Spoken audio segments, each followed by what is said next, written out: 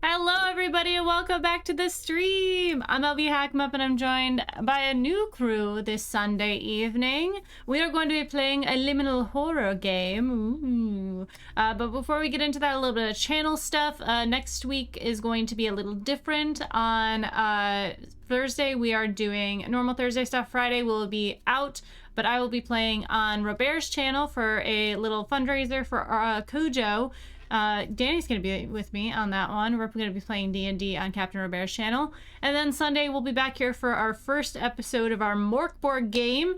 We're going to have a lot of fun new people in that one as well. And that's going to be run by Val, of course. So tonight, we are going to be playing this wonderful game, but before we do so, we're going to get into who everybody is and who they're playing tonight. I will start. I am playing Liv Roberts, who is a true crime podcaster. Will I be podcasting this evening? It's hard to say. I'm gonna popcorn it to RJ. Hello everybody, it's me, your boy RJ. You can catch me at RJustice282 on all my socials. Today I'm playing Christian Greenfield, who's a local to this new cabin, or this cabin out here in the sticks. I'll popcorn it off to Danny. Tis I. Hi guys, I'm Danny. I go by CGAB online. This evening I'll be playing Eli Mercer, a young filmmaker ready to make the next greatest horror flick. And this sounds like the best place to do it. So hopefully I don't get canceled for that. But I will now popcorn it to Caito. Hi everybody, I'm Caito, aka the Hell in a Handbasket in the chat and on the internet. And tonight I will be playing Sam Blackwell. Short circuits. Start over. Back to one. Hey everybody, welcome to the stream. Sam Blackthorn, them, who's an avid gardener and also florist, and also, you know, lives off the land a little bit, does some foraging, does some community meals here and there, and is maybe desperately in love with one of these characters here.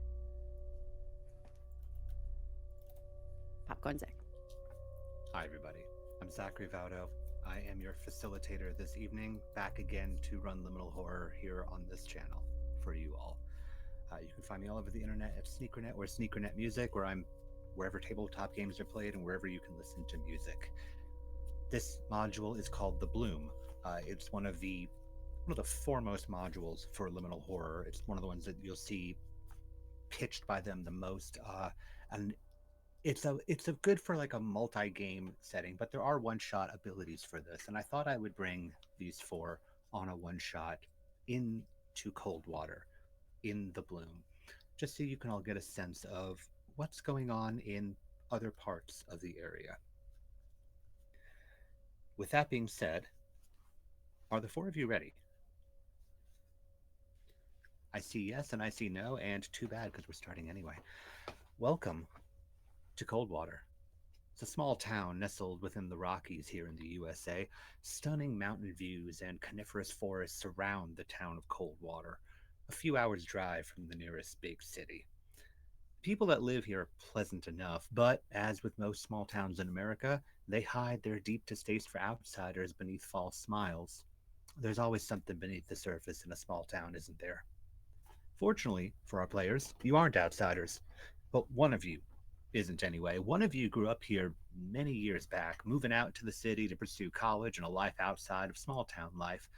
But the memories of Coldwater always remained. And when your friend group of creatives found themselves wanting a getaway, the beauty of Coldwater came back to mind. So here we are, our cast of characters, waking up in Lakeview Resort, the premier hotel of Coldwater, a two-story green building nestled right on the waterfront of Coldwater Lake. Hotel's about 30 years out of date, but it's generally clean in all the rooms. The air in here is a bit moist and heavy from the condensation of the lake. Some of you more city types might even wonder if there's mold in the walls with how it smells in here, but it all looks good on the surface. With everybody waking up, I'm going to do something different than the last time I ran Liminal Horror, which is I'm going to have all of you make a roll immediately. You're all going to make a control save. You're going to make a control save. You're going to try to roll under your number. Or you're rolling under or equal to your control number. And if you do not hit that number, or you go over it, you got to let me know. That's a pass from me. All right. Barely a pass for me. Nat 1, baby, let's go. Absolute success. All right, so one of you did not pass, and we're going to come back around to them. Uh, we are, however, going to start with, as everybody's waking up, the local boy, the prodigal son that has returned to town.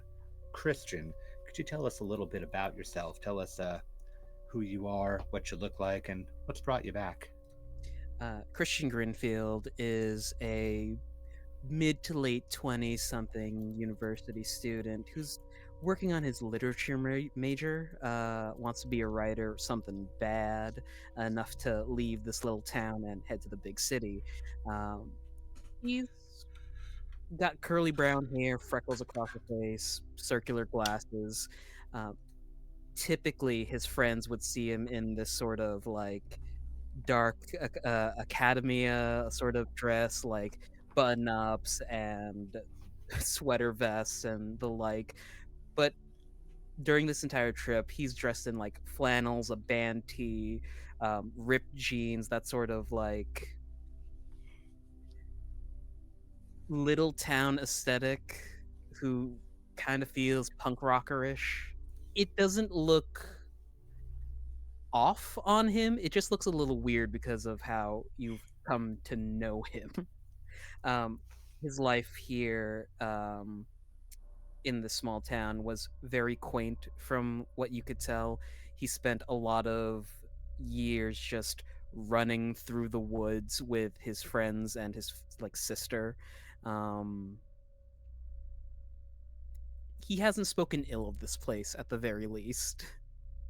And I would think he's up the earliest, like in the kitchen making some coffee for everyone when they wake up. Absolutely. Now,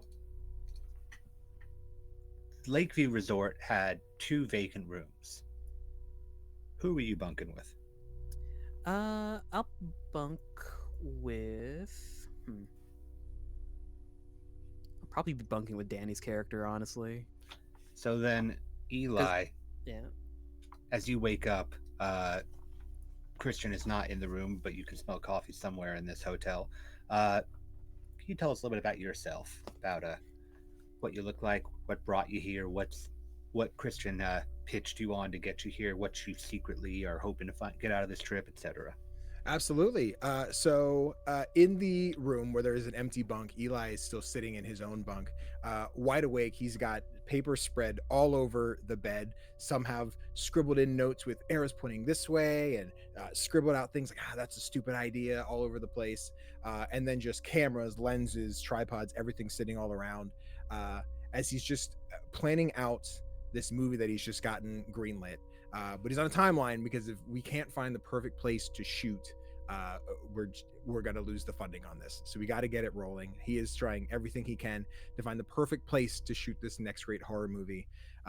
As the coffee scent kind of comes into the bedroom, he quickly just jumps out of bed. Everything just kind of tumbles. He's like, organize later. I'm fine. I need coffee. Chris, are you making coffee? It smells great. So you are here on a retreat that Chris has pitched to all of you, but you're still in the work mindset. You're scouting around for possibly something that can help save this production of yours in this small town here. You probably were hoping that you'd be able to like scout out some of the buildings and whatnot, but Chris has pitched a more like a outdoorsy day today, so they may have to wait until the next day. But maybe you'll find some. Hey, you don't have to do as many permits when you're shooting out in the woods. You just need to talk to the city or the state, not so much paying businesses and whatnot. This could work out well for you, maybe.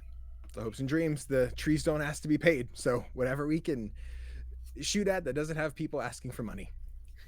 Absolutely. Maybe decaf for you today, bud. Oh, please. I need as much caffeine as I can get. Please. You're so great. I appreciate you. In the other room, already, waking up right now, we've got Sam. Sam, tell us a bit about yourself. What did Christian pitch you on to get you here? What are you hoping to get out of out of this trip? What do you look like? Things like that. Well, Sam's pretty tall. They're pretty tall. You know, a little outdoorsy. Loves a flannel. Loves a good comfy jean. Some sensible boots. Sam likes to spend most of their time outside because they love to forage. And when they had to kind of spend some more time in urban areas, they were kind of frustrated by the urban foraging that was happening there. But they really do. They've spent a lot of time researching mushrooms and fungi and various plants and getting to know things. Have a bit of a background in botany. Worked as a wedding florist for the income side of things, but hosts a lot of community dinners because that's just the thing that makes them happy.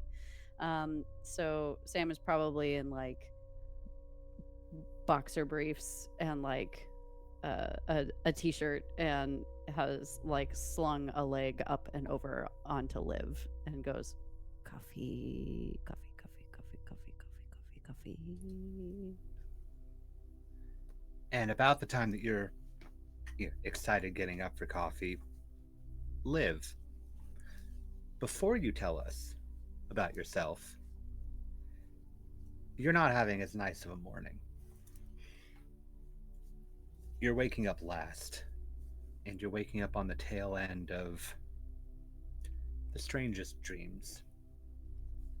Feeling, it's more of a sensory dream than anything else. It's a feeling of your limbs slowly being restrained, not by ropes or hands, but by tendrils, thin lines that snake over your forearm and your wrist, your calves and your feet, tightening like a slow vice, constricting you claustrophobically in this dark of your sleep. You can feel it running over your arms and your legs. You can feel it running up your chest, spindling around your neck as it curls up over your jaw, making its way to your mouth, to your eyes. About the time that you feel everything start to constrict, it blends with the feeling of Sam's leg on top of you, the weight of it, and you bolt awake. She quickly, like, breathing in a deep gasp, kind of like shoves or Sam away and like falls off the bed onto the floor, very confused about where she is. Just... Whoa, whoa, whoa, whoa, whoa. Hey, hey, hey, Oh. hey. Nice shooting, Tex. What are you doing down there? What is going on? Hello? I'm sorry, I had a very vivid dream. She like grabs her glasses from the nightstand and puts them on. Sorry. What? And Sam is like leaning over the edge of the bed, peering down. Do you want to talk about it? No, I think just the outdoors is getting to me, you know. At least in the last couple of years, there's been, I don't know, something like 39 deaths in Rocky Mountain National Park, most of them from hiking. There's 50 active serial killers in any time. Usually 10 of them are working in national parks or national land, state land. It must be that just getting to me, you know how much I love the outdoors. Hey, babe. I'm not gonna tell you what to do, but maybe lay off the work stuff for a weekend. It's just a camping trip. Come on. I mean, it's not like I'm researching while I'm here. I mean,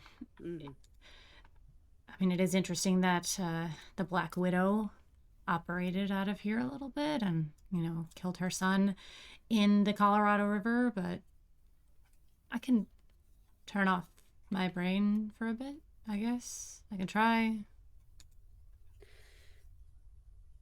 Can I make a request for maybe just the next couple days? Sure. Maybe no more podcast listening. Maybe like when we go to bed, we could listen to rain sounds or classical music, or I don't know. There's like white noise, pink noise, green noise. Sure. Yeah. I mean, I don't need to put out a new episode for like another couple weeks. I guess I could lay off that as well. Yeah, come on. I'll show you some cool mushrooms. It'll be dope. Let's go. Come on. Coffee, coffee, coffee. It's coffee time. Okay. Now, Liv, as you get up, tell us a little bit about yourself. What do you look like? What did Chris sell you on to get you here? What's on your mind? And then I'll tell you a little bit more. All right. As she stands up, you see that she's wearing like a tank top that says "Final Girl" on it. She's got a like black shorts on, like short booty shorts. She's got white and black hair that's kind of pulled up haphazardly askew at the moment because of falling out of bed. But her outfit for the day will be some sort of mesh to cover her skin from the dangers of sunlight, and lots of bug spray, lots of long pants with high socks and high boots to protect her from poison ivy, and a myriad of other things that are out in the out in the nature, as it were. Mesh is an interesting choice for the hiking that Chris has planned for you today, but sometimes style over substance, I suppose. It's airy, and it will at least detract a little bit from the sun damage. You are correct. Now, a couple of additional things for you. The first thing is with that nightmare, you're gonna take fatigue. Now, the way fatigue works is one of those inventory slots that you have is just gonna say fatigue. Okay. It's gonna basically be one less thing that you'd be able to hold as you like get yourself through the day. Mm-hmm. You can eventually recover that fatigue with some more rest and whatnot, but the more fatigue you take, the less you can actually handle at any given point in time. The second thing is, obviously you were talking a little bit about some of the podcasting and the crime stuff. You mentioned the Black Widow and whatnot, and you agreed, not to like go too hard into all the podcasting and the true crime stuff while you're here, which is also probably why you didn't mention to Sam or to the others, really, about an incident that you heard about from here about a year ago. It's actually just very plainly known as the Coldwater Lake incident. About a year ago, there was a farming accident over at Hines Park. Hines Park is around the lake from where you all are staying here. I believe if you were to ask Chris for the map, he'd be able to show you just fine where it is. But it happened around the lake at Hines Park, and this farming accident from about a year ago left about 23 people dead, with rumored more missing. And it's one of those local unsolveds. There's a lot of theories as to what happened. Few townsfolk know the full extent of what actually happened, and no one really wants to discuss the topic. It could be very interesting material for your podcast if you could get anybody at all to talk about it. But you're supposed to be on vacation. And quite frankly, you're not going to be going towards Hines Park, like Hines Farm and whatnot. As far as you know, you're supposed to be hiking around the lake in the opposite direction. So may just have to at least stay a mystery for now. Maybe not entirely, but now. What kind of theories have I heard? Not that I'm working. Not that you're working. There's a lot of theories here and there that perhaps there was foul play. Somebody from Hines Farm that went on a little bit of a bender. Maybe one of the dead people killed everybody and himself. Possibly something to do with faulty equipment.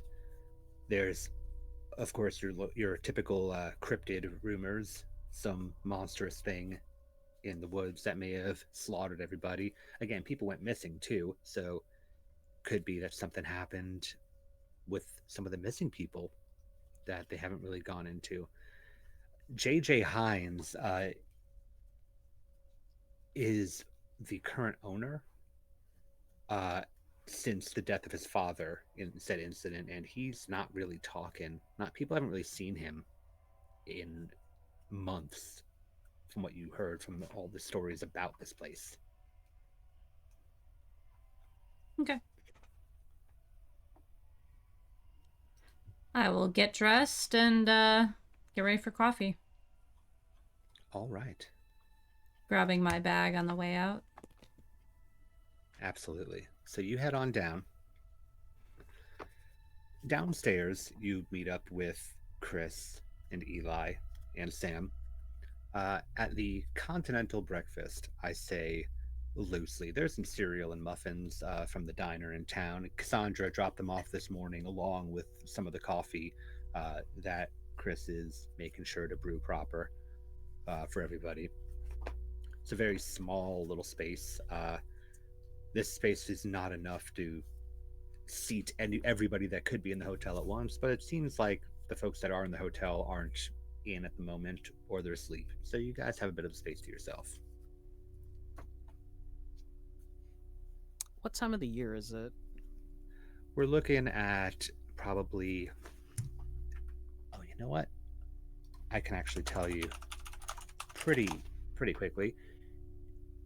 You're looking at about October.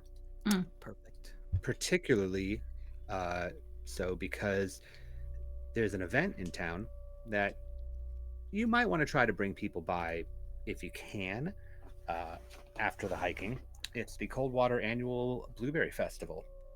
Celebrates the start of the tourist season with an homage to the region's most noteworthy crop. Blueberries. I think Chris and Eli are having breakfast out on this sort of veranda area that's overlooking the lake. There is this sweeping view of golden leaves from the quaking aspen that are across the water, and they're just chatting about the locale. Absolutely. Yeah, Chris, I mean, if we look over there, I think we could probably start the shot over there. But if we have like the villain or the monster, whoever on this side, we can get like a really dope shot of like, oh, it's so innocent, but what's back Well, there? You kind of don't want to be over on that side of the lake. That's sort of that's someone else's property. Anything to the left of the lake is fine, though. Okay, I think a shot would be better going that way. Okay, just you don't think they'd let us shoot over there and for a big Hollywood blockbuster? You know, maybe. Hollywood blockbuster. Oh, hey. Okay, I'm working on it. Okay, it's gonna be big. Watch. Hey, live your dream. Just don't make it another like monster flick. People want realism. They want to believe that could be a real story. You know. Well, it's just gonna be real. You know, you just haven't seen a whole lot of them. And yeah, there's photos of Bigfoot and everything else out there. So there's a good chance. Listen, There's one realism, we'll photo get of there. Bigfoot. There's one. For it. That's one more than zero, which means it's possible. Okay. Anyway, so that's a good shot, right? Chris wanders over to Sam, just hands them a cup of coffee because this whole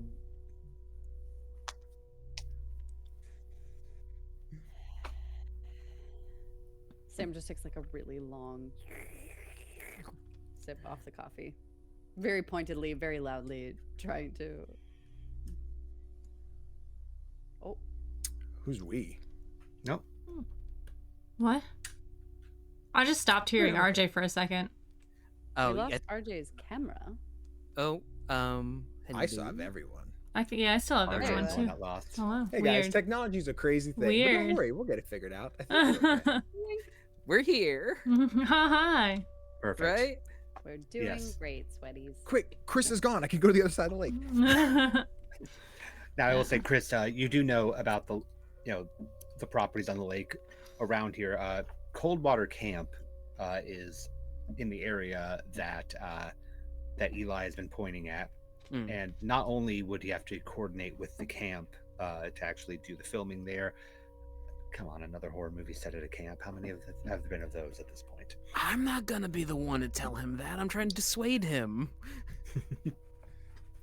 It's gonna be the first one set in a cabin ever. This is gonna be great.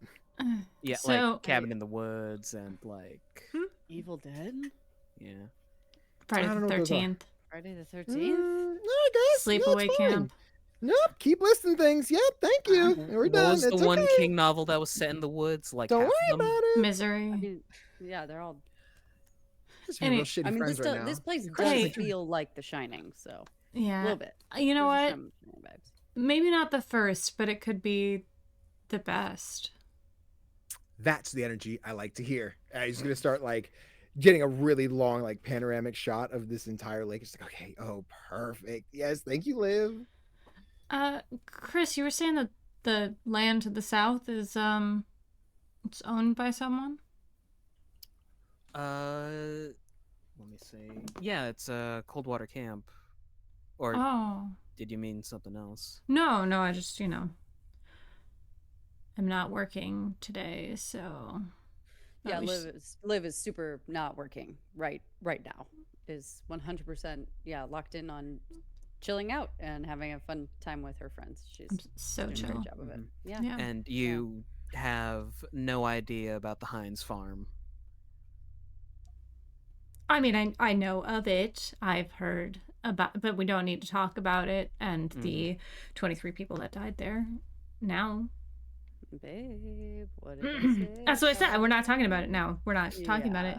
Are those bagels over there? Does anyone want a bagel? Toasted? Yeah, Yeah. I've got a muffin here. I'm Yeah, good. you got an everything one over there, or Oh yeah, they have everything and nothing. I think Oh. the only thing we had to bring in was like the flavored coffee creamers. like the gnarly little. There's a stack of Alright. cups. A bunch of Absolutely. empty French vanilla ones just topped over on Mhm. the table. Like, I don't like Yes. black coffee. Yeah. Stacked into a little pyramid. How long is the hike that we're doing today? Hour-wise, Yeah. DM. You're looking at like a good day hike. So you're thinking maybe about like, Half a day to get to our destination, half a day to get back. well, it's not so much that again, like you're gonna go across the river, across the creek river into that leads into Right. Coldwater Lake, up the surrounds, and then into the forest. That'll probably take you like an hour or two before you get into the forest proper, and then wandering around the forest itself another couple hours, and then another couple hours back. So like 6-ish hours, I'd probably say, and that'll give you enough time where if the Blueberry Festival is still happening, you could swing by that, get dinner. Yeah. The Well, at usual. the very least, we'll drive up towards the surrounds, park up there, and then hike around for a bit, and hopefully make the Blueberry Festival. Great. Yeah, sounds great. Deal? All right. Yeah. I highly recommend the blueberry wine. It's fucking fantastic. Ooh, okay. Sounds I'm game. tasty. Babe, wine. Ah. I love a glass. Oh, if we get in early enough, you can help make it too. Oh, that sounds awesome. Yes. Make it how? Be 100% like- in. Stomp Like- on it or like Yeah, you get your Piggly Wigglies out and stomp Oh, in a tub for a hell while. Yeah, let's go. Foot wine, Eli. Foot wine. baby. Okay. All right. I don't know if I want it to be Sam's feet though. Can I do What it the on my fuck? own? What's wrong with I'm the Sam's most feet? I'm the most qualified person to have their feet in your wine. That's I know your very feet are true. gigantic. They're gonna be great for smashing. Whoa, I was just hey. hoping- Those It wasn't an are, insult. It was just an acknowledgement of the scale of your. they're feet. beautiful and well proportioned. Thank you. I didn't say Everyone they just were ill-proportioned. watches Chris walk away, sipping his coffee, leaving Eli out to dry. Chris, please, Chris, no. I mean, it was no. Hey, Come back. babe, do you think we could find lilac here? Oh yeah, definitely. I think it would be fun. I mean, we can, but if it's October, it's gonna be out of season. So I've always wanted to try eating raw lilac. Oh, definitely out of season. yeah, no, we can find some edible lilac at some point, but I mean, most of the time, did you not see Jurassic Park? I guess I watched it once when it came out. The African lilac and poison the dinosaur. You're not supposed to. Okay. I know some of it's okay. I'm just like no. the smell. I'll help you. We'll have a whole day. We'll do lilacs. Okay. You know, that'll be the thing. Okay. Today GM. is mushrooms. Today is Mushrooms. Could I have picked up Mushrooms. a survival knife in town when we got in? I'll give you that, sure. Yeah. Some of these bad boys you don't want to twist off with your bare hands. You just gotta cut it. Too true. Fair enough. So with that, the plan seems to be that you are going to take your car. You're going to drive up the little road and around to the oh, I've just lost the word entirely. To the surrounds, like the northern part. Park up there. There's a handful of places you could park. There's the post office. There's a couple of other shops. And then you hike out into the woods from there.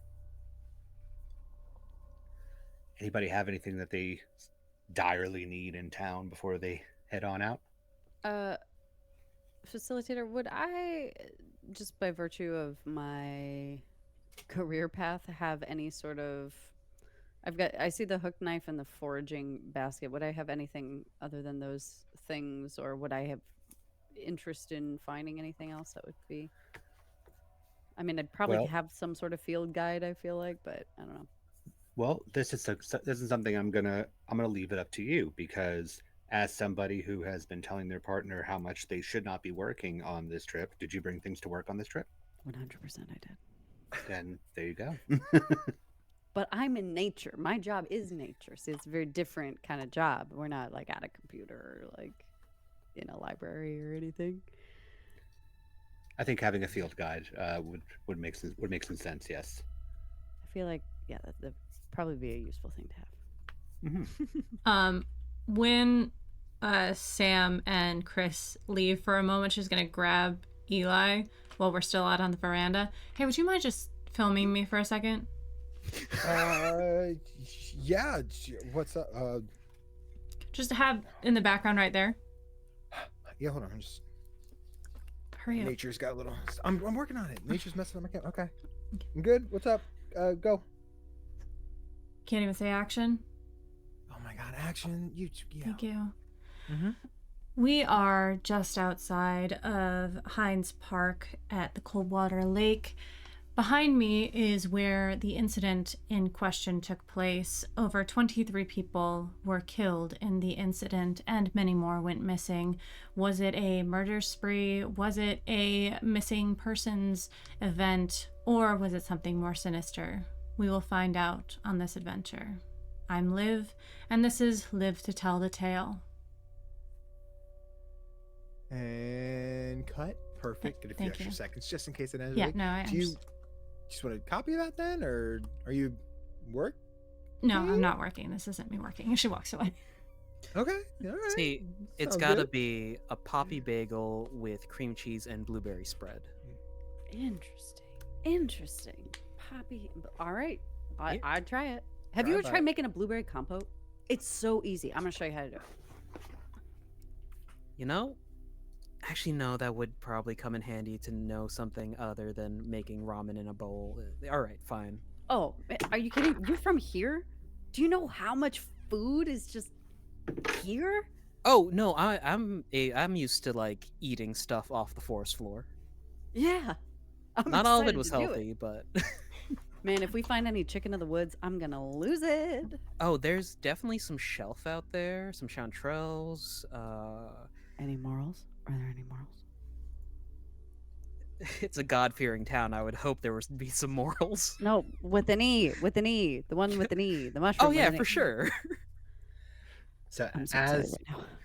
as you all are walking out, I've rolled on the table for for various things that'll happen in this town.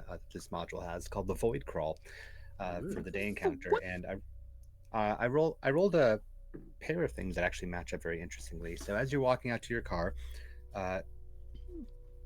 before you get to your car, there's something in between the car and you. Very peculiar. It's a rabbit. And it's just sitting straight up, black eye, looking at all of you. Sitting extraordinarily still. Go away. Shoo. I mean, Its eyes move towards your voice, Liv. Characteristically. Shoo. I don't want to hit you with the car. I don't want to scare it. What do we do? You could probably just scare it and it'll be fine. Instead of run off in the woods. Chris just starts walking towards the rabbit to shoo it off. almost like, yeah, this happens all the time. It doesn't move the closer you get to it. Okay, That that's is disturbing. petrifying. Brave rabbit. I don't like that. I don't like that. You get within about 3 feet of it before, in a blur that makes you jolt a bit, it suddenly 180s and runs. Oh, okay. I would just like keep an eye out because like sometimes when wildlife behaves weird like that, it could be rabies Oh, or something like Ooh, viral yeah. or some sort of parasite. I rabies rabbit. I mean, yeah, but I mean, just be careful. You know, I No, wouldn't. of course. It's like Yeah, there's like careful. almost 60,000 people who die of rabies yearly, so it'd It- be a good idea. Well, I'm sorry. Just know these things. No, no, I think it's an interesting fact. I appreciate that. I mean, 60,000 people. Liv, Yeah, do you just have these statistics in your head? Like, yeah, it's my job. Did you know when you get rabies, you can't become hydrophobic? I mean, that's an RJ story for later. Just really hate water? Yeah, you like can't drink water. It's like you're afraid of it. It's wild. It's also if you get rabies, you die. So there's like Oh. don't get rabies. It's like a Yes, at what, that point, like it a wouldn't matter. 100% fatality rate. Yeah. But we're not going to talk about that. We're going to talk about that. what an amazing hike we're going to have where there's going to be Yep. no malaria or Definitely any other. not. Nope. Just mushrooms and good vibes. But Eli's going to lean over to Chris and be like, she is losing her mind not being able to talk about these things right now. Did you know that there's a type of mushroom that invades the brain of insects and forces them to do things? No. It's called a cordyceps. Okay. You've seen The Last of Us, right? I have. Yeah, Yeah. that's that mushroom. Yeah, no, yeah. I'm missing the vibe at the moment. I feel like the goal was to not encourage Liv, because I think Sam's gonna be mad at that, and now you're Oh, I'm just having fun making fun of all the city people here. fair enough. That's true. This is all very new. It's fascinating to listen, you guys. Listen, I try to take notes, but it's just a lot. So I'll probably come back and double check. Actually, Chris, later, if you do want to help just write for a sequel with a little more info on some mushrooms, I think mushrooms are very scary. So if we want to use the quadriceps or whatever you called them, we could circle back. And Eli, those are mussels. I thought those were like clams. You all get into the car and head up into the northern surrounds to park your car. You pass by a few scattered things. It's called the surrounds because guess what? It surrounds the main city of Coldwater on both sides. There's a northern surrounds and there's the southern surrounds. You drive by it's sort of a staple your entire life, Chris. You've always seen this thing. You never really did anything with it. Maybe like you and your friends threw rocks at it at one point when you were a kid. It's a 1978 Fleetwood Pace Arrow 27-footer motorhome. It's just parked in a clearing, the lawn chair out front, the same as it's been since your childhood. As you head up the road, you pass by a 2-level home that's been converted into an antique shop. It's a place called Temptations Limited. Your parents like talked about that place, but you never really went because it's antiquing. It wasn't really your thing when you were a kid. Growing up, it's a different story though. Driving a little bit further around, you head towards the post office where you'll be able to actually park the car for a bit before you head on out into the woods. Gives a nice little parking area.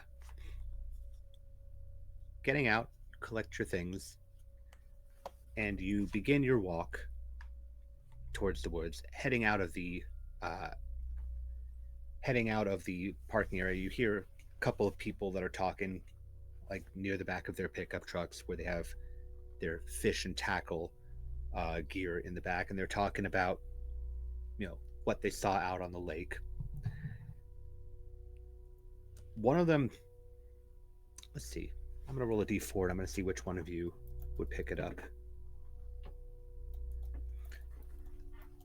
That makes sense. Eli, you picked this up. They're all talking about like their fishing exploits and whatnot, which is not superiorly interesting to everybody. But one of them is talking about the weirdest trout that he saw in the lake. That he thought it might be covered in like moss or something, but he swore it looked like it was covered in fur. Are And he we're almost like caught this thing. just passing them? Like they're like right here proximity, or I'm kind of hearing in like a distant pass? You're like you've gone about like 5 to 10 feet past them by the time you hear this. Okay. This guy's talking real loud. Yeah. I think Eli pops a Yui. It's just like pulls out the notebook like, I'm sorry, I couldn't help it over here. Furry fish? Like covered in fuzz? If you don't mind me asking. Yeah, yeah. And the guy pivots towards you. He's wearing a tank top and a hat. He's got clear farmer's tan. The arms are nice and dark, and you can see just pale white along the edge of this tank top. Yeah, it was a trout, probably about this big. It had like long, stringy kind of hair off of it. I thought it might be like moss or algae or something. Right. But I was gonna ask. it was flowing and whatnot as it was moving. I really thought that it might be hair, you know. And the guy next to him is like Levi, I told you, like shit like that is a joke. It's a hoax. Somebody been playing with you. It's like, well, ain't nobody's floating dead fish out in the lake to play a prank on me. This thing was kicking. I don't know, maybe one of the kids super glued it to a fish. Like, well, that's just cruel. Why would somebody do that? I don't know, Levi. And they get to bickering. Yeah, before you guys, I'll let you continue this in a moment. I'm just curious, but you didn't catch the fish or you kind of just saw it from a distance, right? You didn't really like get a hand on it to see. Oh, it snapped my line, and he points over to his fishing line. That the line ends in not a hook, it's just empty line. Okay, but you're fairly confident that it was fur. You don't think it was you don't really think it was the moss. Like it was just a very weird anomaly. I mean, it might have been hair, but yeah. Interesting. Okay, and that's the one time you've seen it. Never again, or? I ain't never seen nothing like that before in my life. And his friend, Levi's friend's like, I seen it on the Ripley's when it was a hoax. Because I'm telling you, it's not a hoax. And they go right back at it again. The other three of you have noticed now that Eli is not with you. Quick turnaround, you see him talking to two of the locals. Perfect. Okay. Yeah. Okay. I think that's enough for me to write down here. Is that a concern, perhaps? Something you guys are afraid of? Just weird.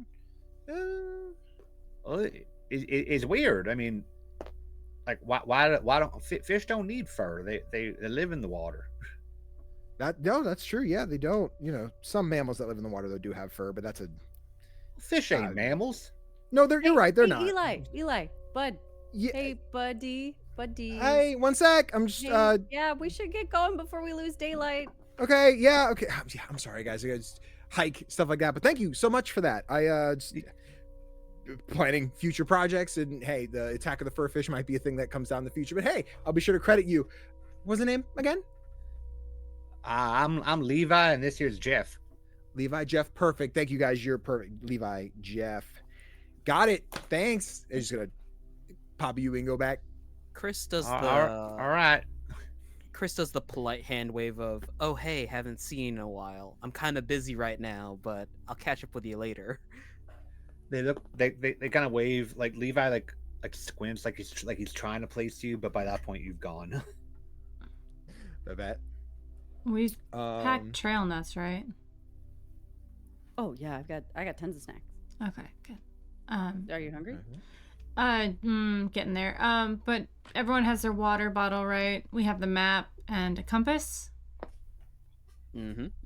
Square. Yeah, we're good. Okay, good. I just want to make sure we're Do all you set. have sunscreen? Absolutely, and plenty of bug spray if anyone needs it. I'll Pull out a bag of trail mix and hand it to Thank you. Liv. rustling in my pack. I'll hand Liv a boonie hat to just keep their head cool. It's 10 degrees cooler in the shade. Thank you. 10 degrees. Perfect.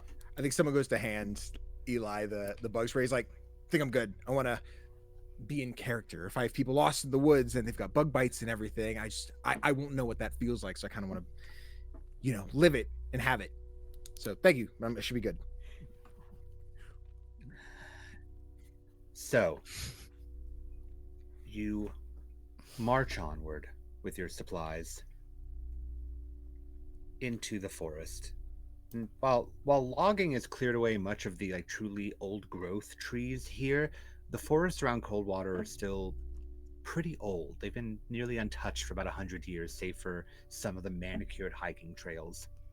Very large coniferous trunks that stretch skyward, claustrophobically packed together. Moss clings to any bark that it can root into. Lichen drips from outstretched branches. It's peaceful, a little creepy,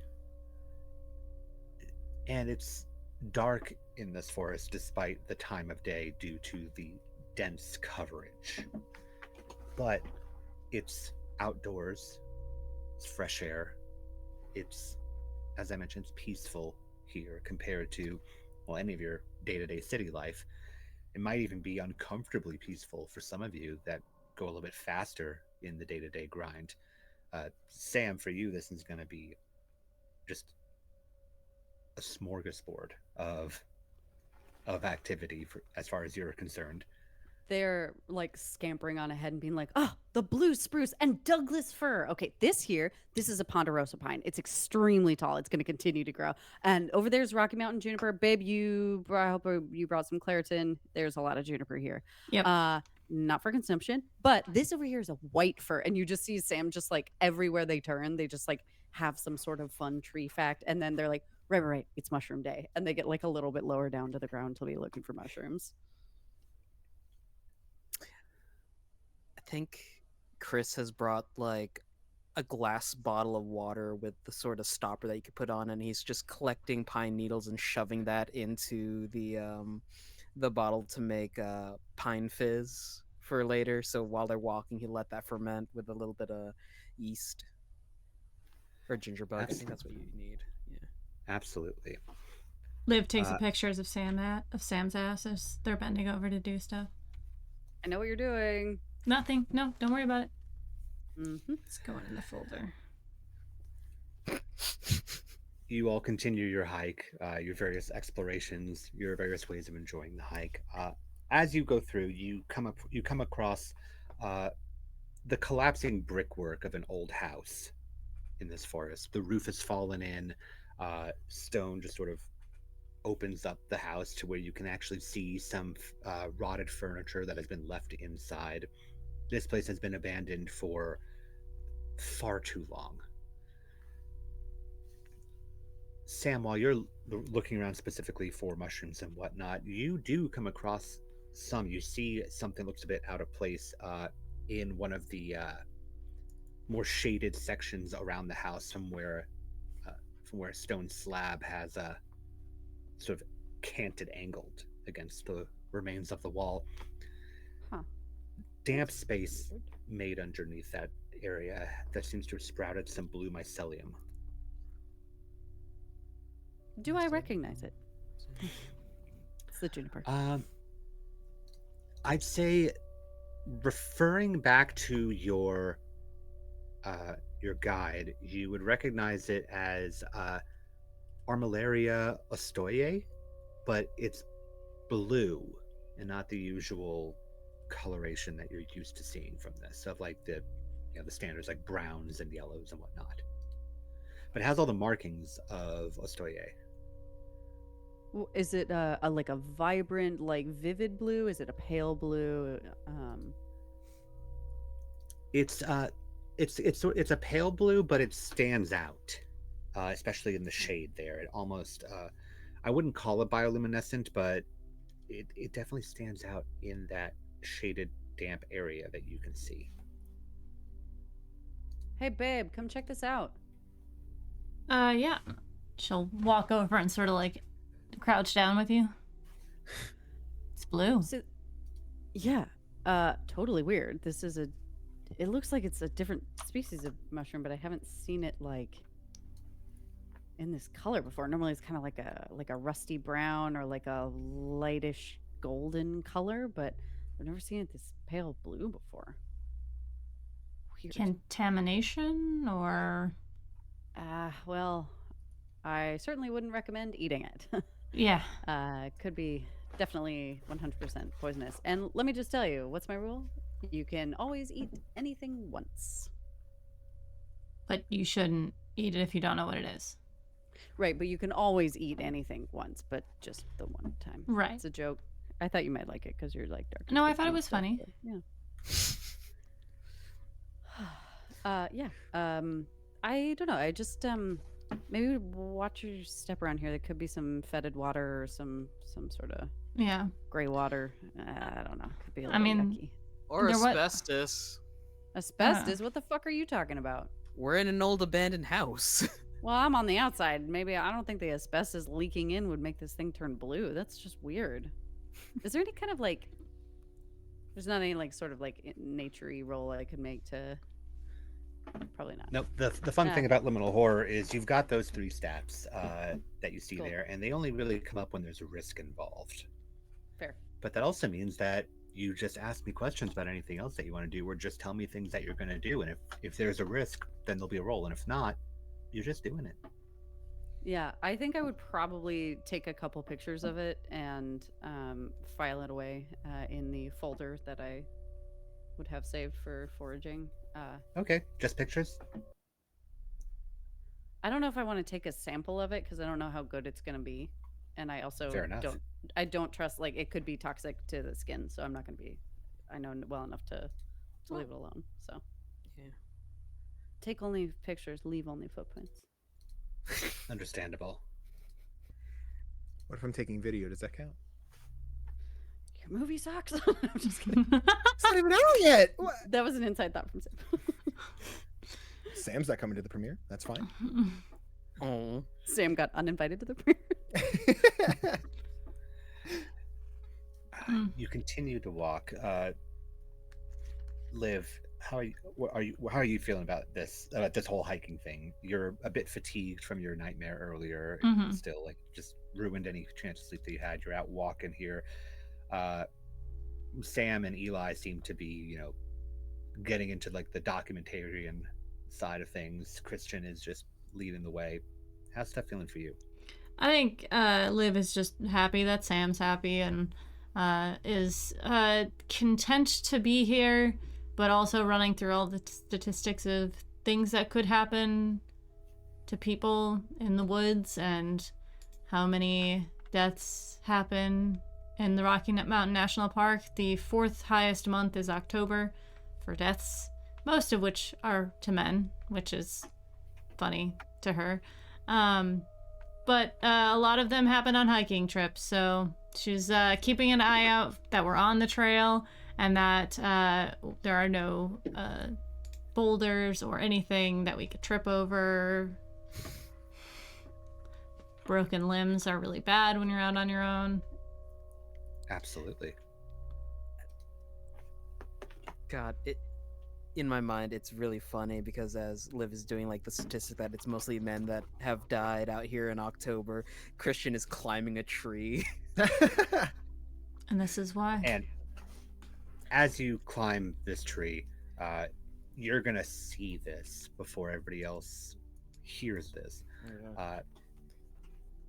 As you climb this tree, the clouds that you can actually see better now that you're higher up in the tree. You're not like extremely high, but you're already past the first layer. Mhm. Are much darker. It looks like storm weather, and you see this before the very low rumble of thunder echoes through the trees. Hey, y'all, I think we should turn back. It might start raining. Yeah, not a bad idea. Smells a little damp for sure. We barely went Identical. anywhere. You just stay in this house until it passes over? Or... No. Why? Yeah. Well, the roof's liable to cave in on us, I'm sure. Well, it's been standing this long. What's a little rain gonna do? What if it's not a little rain? It's a lot of rain. I'll start Wow. clambering back down. You can all begin to hear the just a little of water droplets on leaves and on branches slowly. You haven't felt it yet, but you're beginning to hear it. I take my hat off and I put it on Sam. Thank you, I think.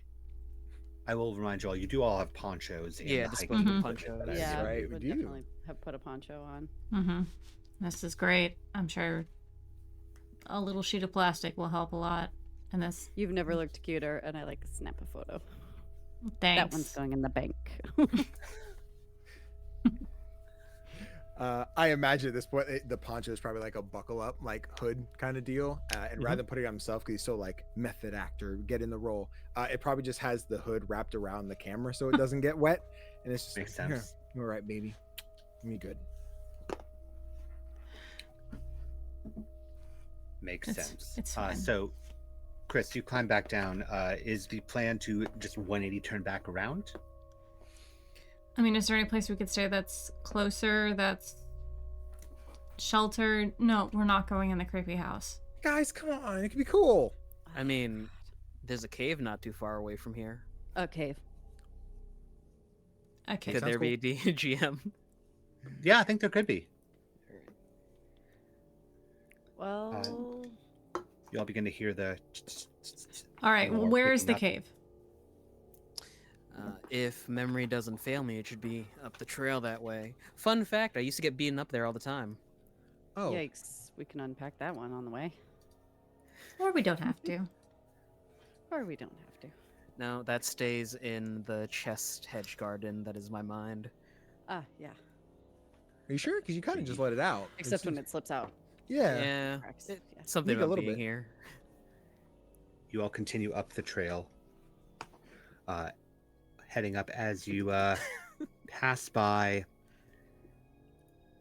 You pass by an old growth area. These ancient, massive trees that have been untouched by the logging. And for a moment, everything feels still. You don't hear the sounds of animals that you heard occasionally when you were in the woods. The rain even sound seems to stop for a moment here. Just very, very still all of a sudden. And as you continue through it, the sounds begin to pick back up again, almost like a dead zone in this forest. Continuing to walk, you're gonna have to probably climb over some of the trees that have been left here by logging or have fallen down in the process. So can I have you folks make me a dexterity save to see how you're handling this excursion? Thumbs up if you pass, thumbs down if you don't. I'm sorry, what are we rolling? Dexterity, you're trying to meet or roll under that number. Excellent. Fortunately, nothing too complicated here.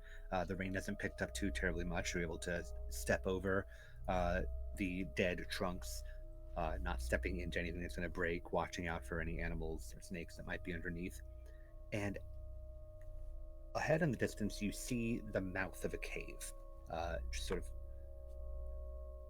of dug into a hillside, rocky walls that sort of extend outward and then cover into dirt and moss on the outside.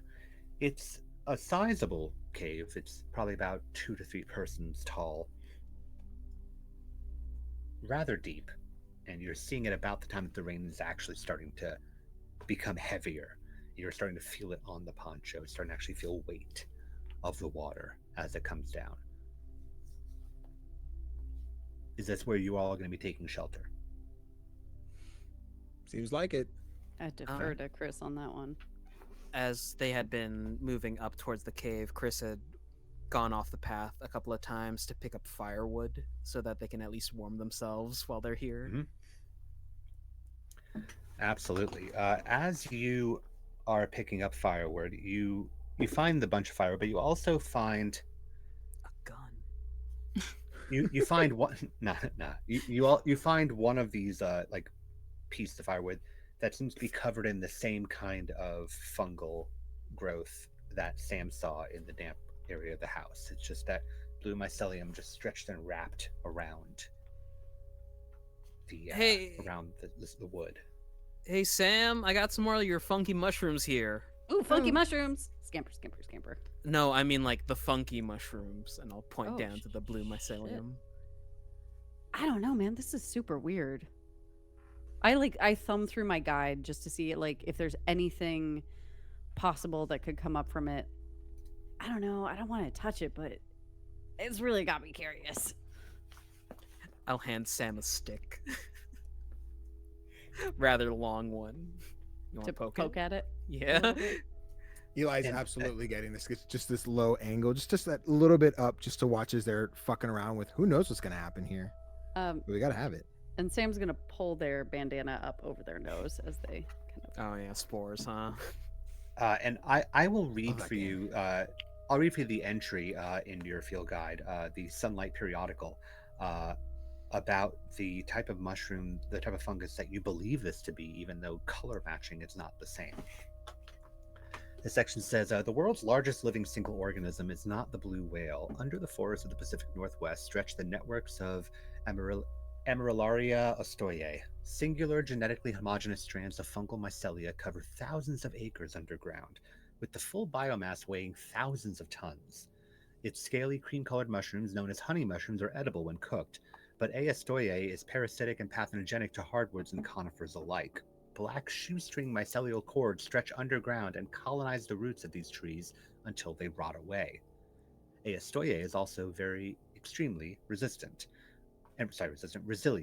The spores remain viable for upwards of 50 years in damp soil. Chemical treatments have some effect, but not enough to eradicate the species. Even clear cutting isn't effective, as any small roots or viable spores left over can spawn new growth. Short of burning down infected forests, any tree within 50 feet of a confirmed infection needs to be cut down, stump pulled, and allowed to completely dry in an area free of moisture. This is Ooh. the entry for A. ostoyae. If it looked like this, which it doesn't. I mean, I don't know. This is what it is, and I turn around and like show the image. Definitely highly poisonous, but the other thing is it's like pretty persistent. Like it's not just like you lop some of it off and it dies right away. It just kind of lives for a really long time. It's also really toxic to the trees.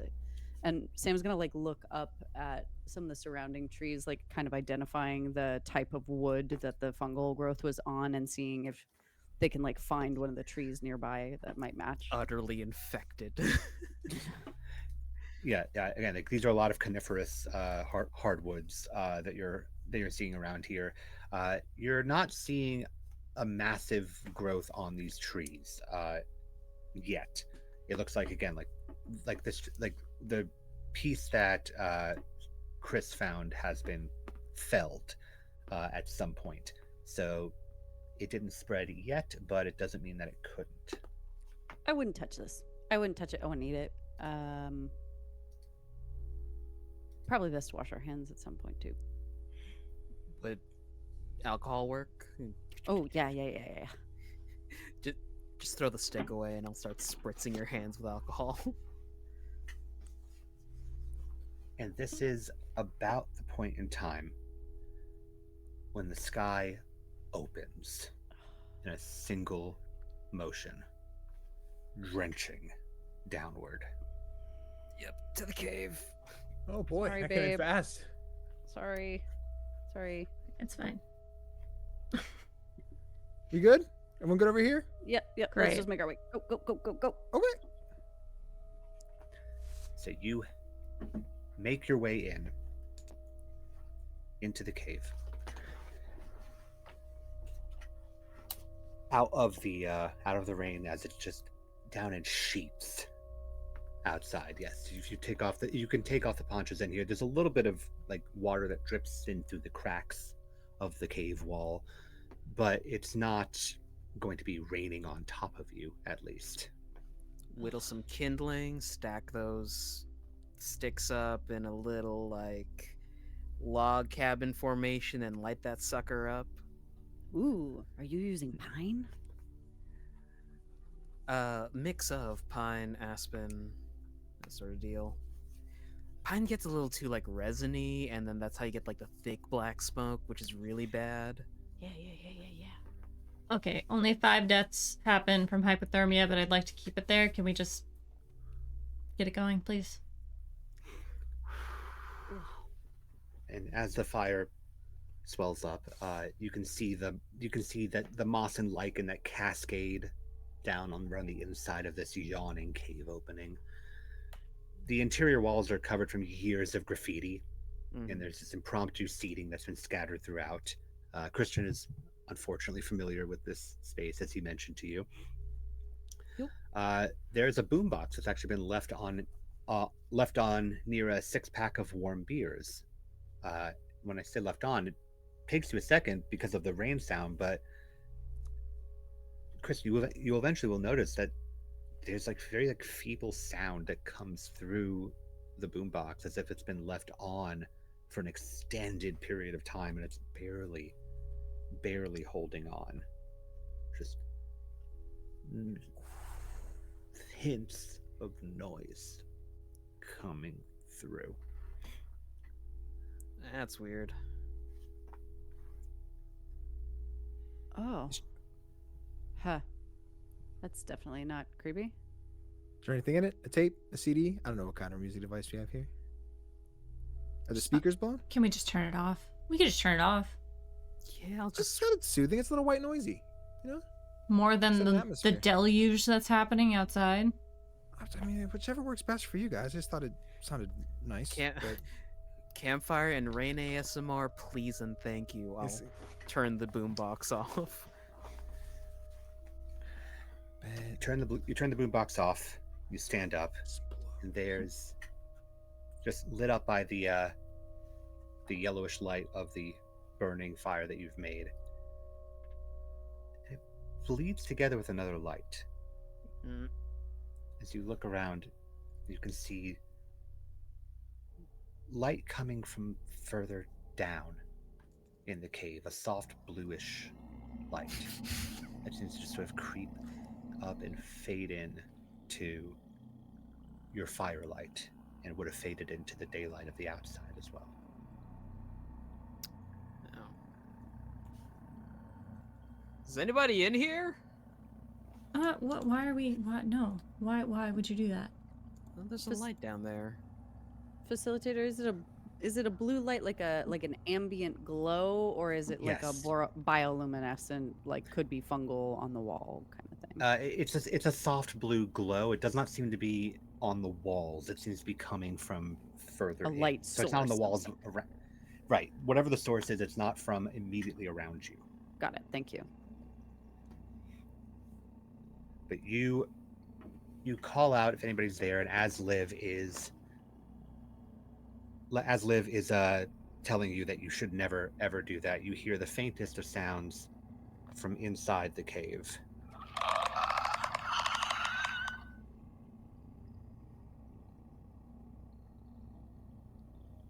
It was quiet again. Nope.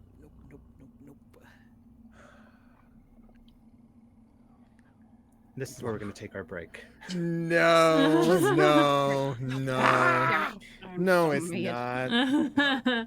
Well, don't you worry. We'll be right back at this in 5 to 10 minutes. So don't go no place unless just grab a drink, grab food, grab a friend, or do a little stretch. I think we need to stretch our backs today because, oh boy, am I nervous. We'll be back. Don't go no place. Okay, bye.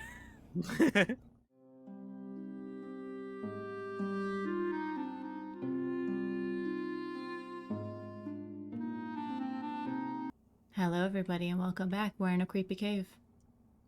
Yay. You are in a creepy cave.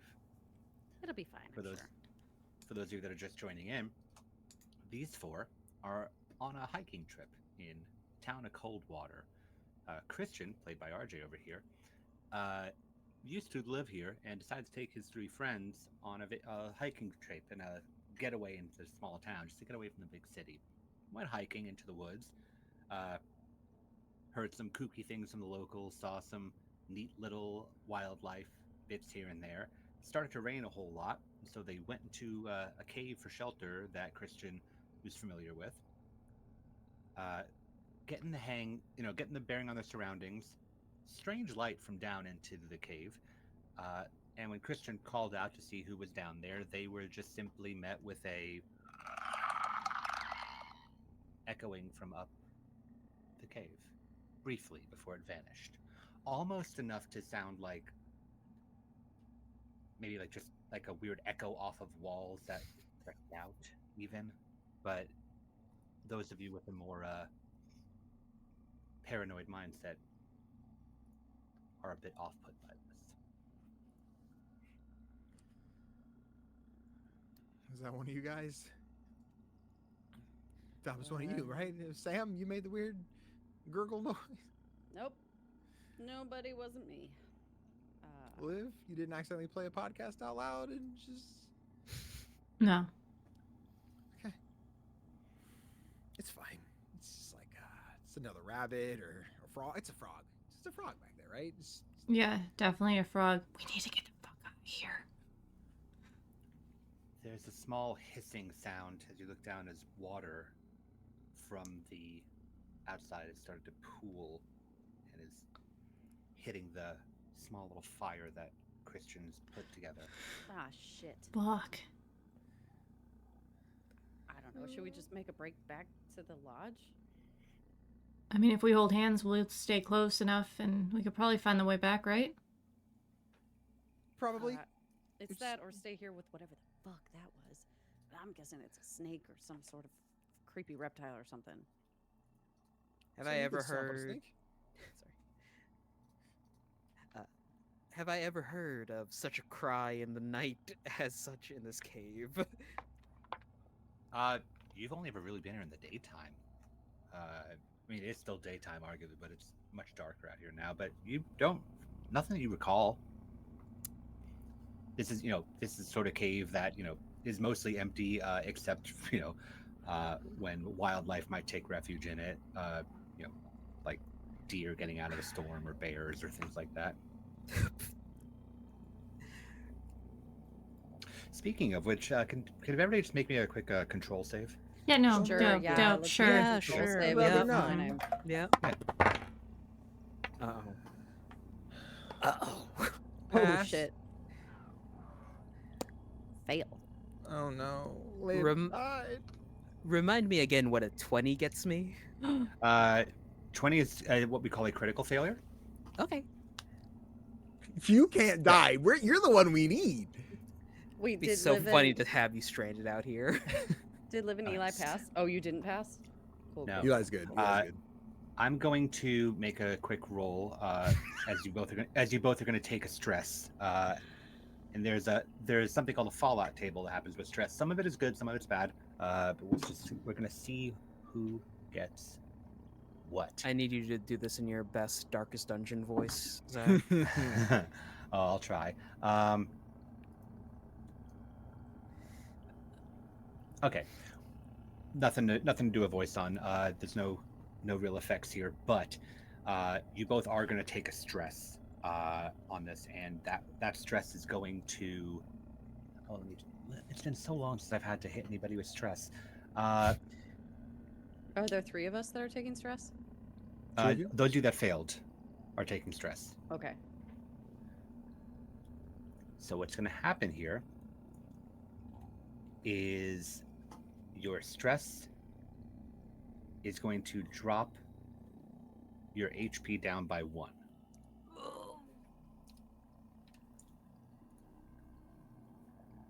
You guys are fine. It's nothing. Now, what'll happen, just to let you know, if your HP gets down to 0, is it doesn't mean you're dead. It will drop your ability scores lower. So when your HP gets to 0 via control saves, your control number will decrease, making it harder for you to exceed. And those of you that have now dropped your control point down by 1 are going to freeze as you see a large shape outside of the cave, lumbering on 4s. It's blurred by the rain, like by the haze of everything, but it is large. is large, and despite your various upbringings, it's unmistakably a bear. Who didn't fail their control save? Eli, Oh, it's going to be on just you me? here. Yeah, it's going to be on you here to make a decision on behalf of the group right now. There is a very large bear that seems to be just lumbering. It's not charging or anything. It doesn't seem to know that you're there, but it is lumbering in this direction. It is very stormy outside, so one might imagine that it's not thrilled to be out there and is probably seeking shelter the same as you did. Oh, fuck. I'm gonna leave the filmmaker up to this. Enough in like a group where we kind of staggered in this cave as Chris was fixing the for the table as a whole. You were probably close enough, given that the fire was being made and whatnot. So I think Right. you're all probably within, everybody's like within like an arm reach of you at this point. Oh, fuck.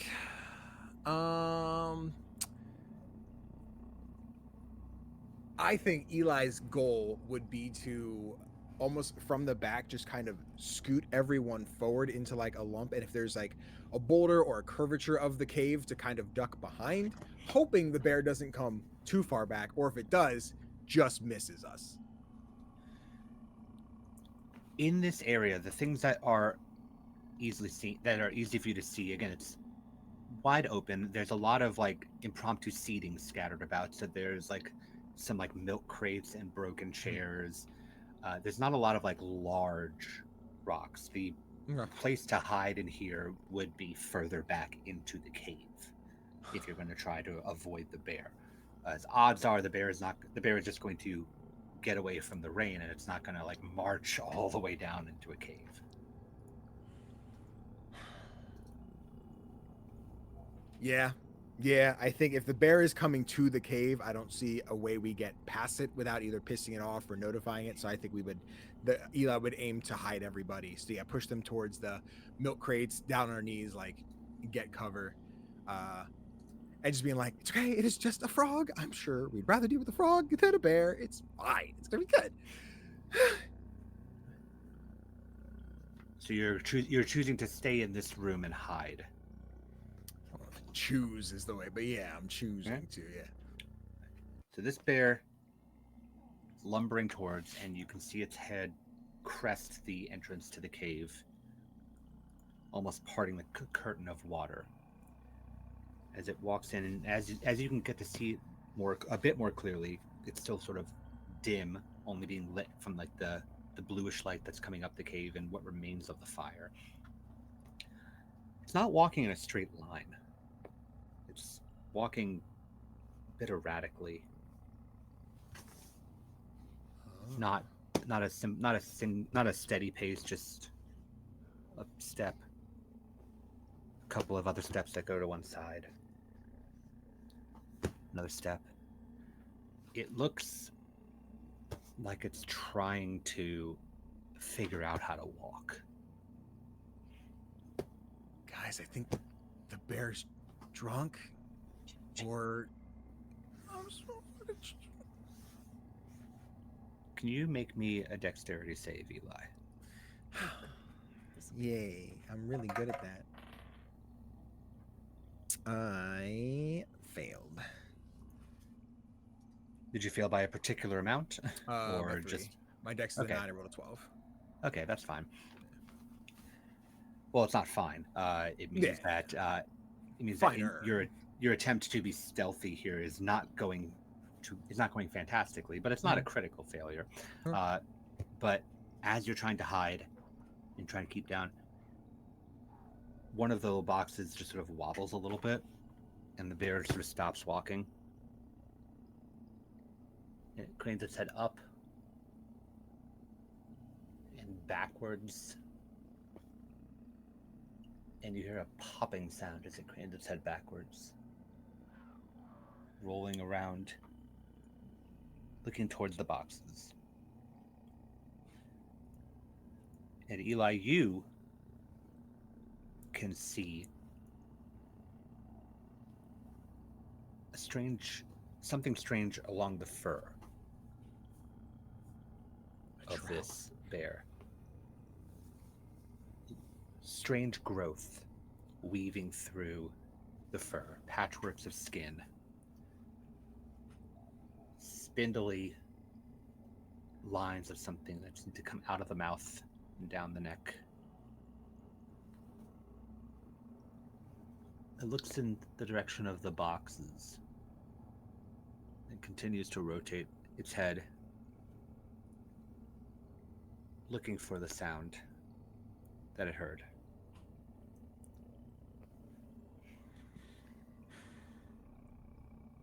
Yes, Christian. Can I just quietly reach over for that 6-pack of warm beers, snap one off, and just throw it back outside the cave? What is your plan once you do that? It's essentially to try and lure the bear away from them, to give them Okay. a little bit of breathing room. Okay. Make me a dexterity save. Meets beats? Meets counts, yes. So you're going to pop one off and throw it over, and it's going to bounce at the mouth of the cave and roll. And you watch the bear's head 180 and plod towards the exit, not quite exiting the cave, but its back is to you all now. We could go deeper. We need to go deeper.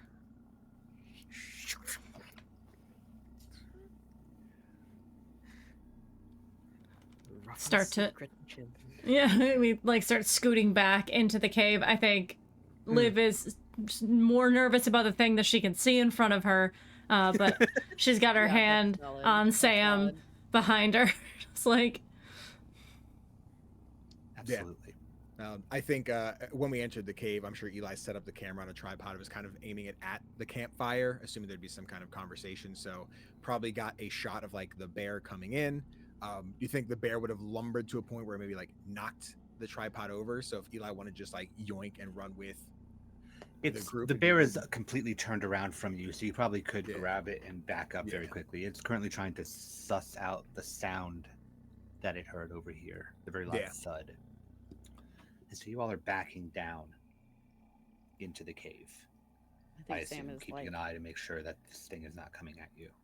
yeah, I think Sam is Natalie and Brulia right now, just like really torn about the right decision to make, but we'll follow Liv into the dark. We'll go back further down to the cave, backing your way in until you reach a small cavern. Well, not a small cavern. The entrance is small. The cavern itself is rather large and domed. And you can see now a bit of the source of where that blue light came from, as there are minerals that coat the walls and they refract the light all over. This whole area is in a blue haze. Yes, Is this the same color blue as the mushrooms? paler. Paler.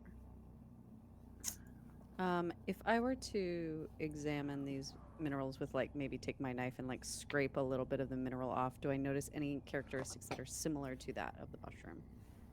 You do not in the minerals. No, it seems that the minerals are acting as the refracting point for this glow, for this light. Ah, then I would peer around to see where that light is coming from in that case. Is everybody else looking around as well, or are you just still like fixed on the entrance to see if the bear is coming? Sam has that covered. I'll just make sure the bear isn't turning back towards us as I've armed myself with another beer can. Okay. Liv, Eli. Yeah, I think Eli is capturing Sam scraping at the minerals on footage, as well as just kind of quickly snapping, getting as much found footage as we can have in case we die tonight. That there's Yeah, right. somewhere of what happened. Liv is going to put on a set of headphones and take out her microphone and start listening, like amp it up so that she can listen around the cave. Okay. So you're going to continue to listen. Sam, you're going to start looking around, and Eli, you're sort of following. And Liv, as you're looking around, you're seeing the minerals on the walls. It's reflecting light. You're seeing this haze that's sort of overhead. The whole room just it almost reminds you of like almost like a weird like dance club or discotheque. It got like the fog, and then it has like the shining lights everywhere. But it's obviously it's a cave and whatnot, so it's not really a dance hall. And of course, like there's no music or anything in here. There's no dance floor. There are people though. There's the four of you, and then there's the five people that you see in the middle of the room that are standing, swaying softly, not looking at you, facing each other. And every now and then one of them just makes a small as they continue to sway. I Pulls hold off up her headphones. I hold up a fist and I just go and point back the way we came. I'm not getting involved in whatever the fuck cult this is. Nope. And I'm like, scoot, like as quietly as I can. Yeah, I think Eli is don't fuck me on this. Is filming this set of people just kind of waving back and forth and backing up. Like, the fuck are we seeing right now? Eli, as you're filming, you can see. Well, before you put the camera down, you can see along the wall on the right side is another opening. It seems to be like these five individuals are standing in the center of this large cavern. And hugging the wall, there's another passageway that is not towards a bear. Okay. What these five people are doing, you don't know. How good or bad this is, well, that's up to you, as they seem relatively tranquil apart from the swaying and the occasional sound. Also, with your zoom lens, Eli, you would actually see some of that blue light coming from their area, some small little growths that run up the sides of their necks and into or out of their ears. Strands similar to what you saw on the tree bark outside. That whenever they make that awful little sound, it seems to glow a little bit. Do you share any of this information with your friends, that there is a passageway that seems to go away from the bear and the people, the glowing, any of this? Share, yes. I think this all depends on how fast Sam is turning around and booking it, because I think the goal is not to shout or yell and be like, hey guys, over here, but like if I'm catching Sam on the way out, like whether it's grabbing the back of the jacket, just like... And you see that there's like this nonverbal, like, no fucking way, back and forth. Guys, what's going on? And then looking over to Liv.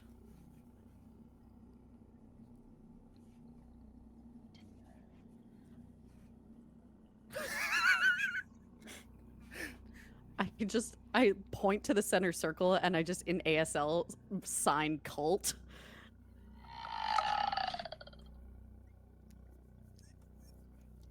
It's at this time Chris turns around and sees it.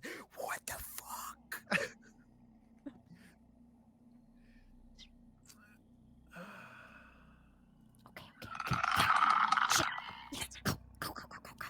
We start skirting the edge. I'm not fucking touching the wall. Right. I'm not getting close to them. I've got Sam behind me. Absolutely. Could you make a dexterity save if you're trying to be very particular about how Yes! you're going about this? Sure. Oh, God, I hate this. I'm sweating. I'm sure it'll be fine. At or under your dexterity score is a success. I'm gonna put this dice away because that was also a meets beats. That's a Oh, little too close for my nervous. blood. I think Got I got it. a D20 that has all 12s. I passed. I didn't. You didn't pass? I did not pass. Sam, you're muted. What did you get? Might be. I failed by 3. Okay. So Liv and Christian, you're starting to maneuver around, but you're panicking. You've got your stress from what's in here, and then the bears before. And Liv, you're still kind of tired from earlier, and you're like pulling your friends as they move and cause Sam and Eli to sort of scuff their feet a bit, kicking some rocks, and the individuals in the middle just stop. They lock up, and they all look to the right of each other, standing in a circle. They all pivot, look to their rights, and Snap look to their lefts in a single unified motion, checking all sides at once. Oh, cool.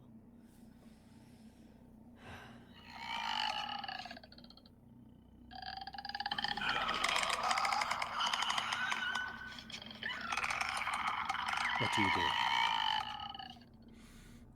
Run. Yeah, okay. Yeah, It's just time to book run. it. We gotta run. Okay, we book it. Can I throw my second beer can towards the bear to You can. Okay. Make me a dexterity save, though. Okay. No whammies, no whammies. Ah! Okay. I got a 10. My dexterity is a 13. Oh, thank God. Okay, great. You throw it, it arcs over, it clatters at the entrance, and you watch all 5 snap in the same direction.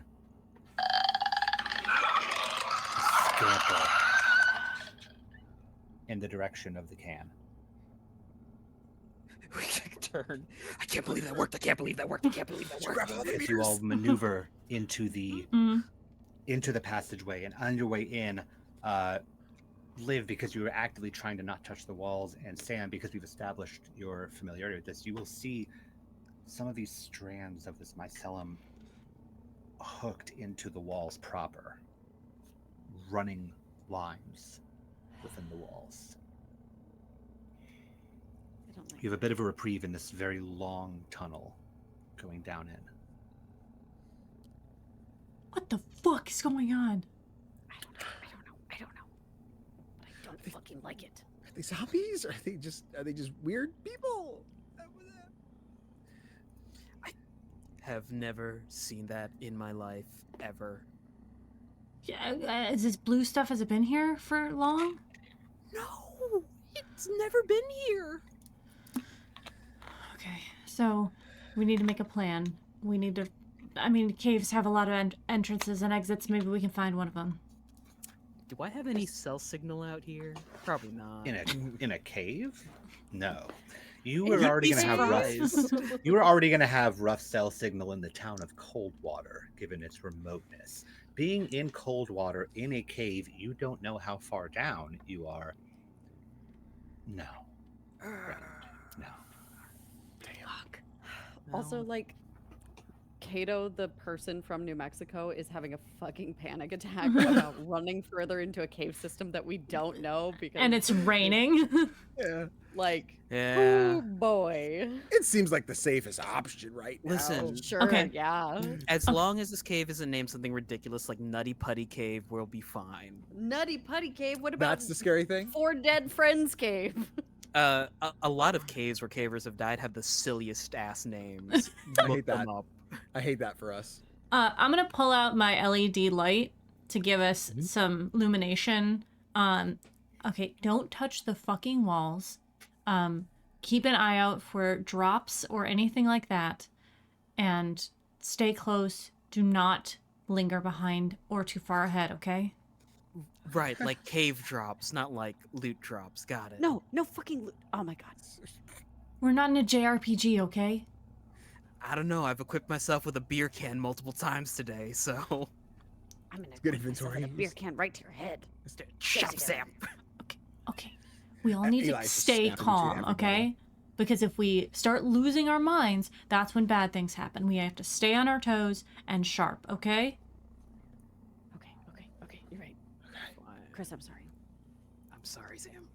Thank you. Okay, let's keep moving. You move further into the cave.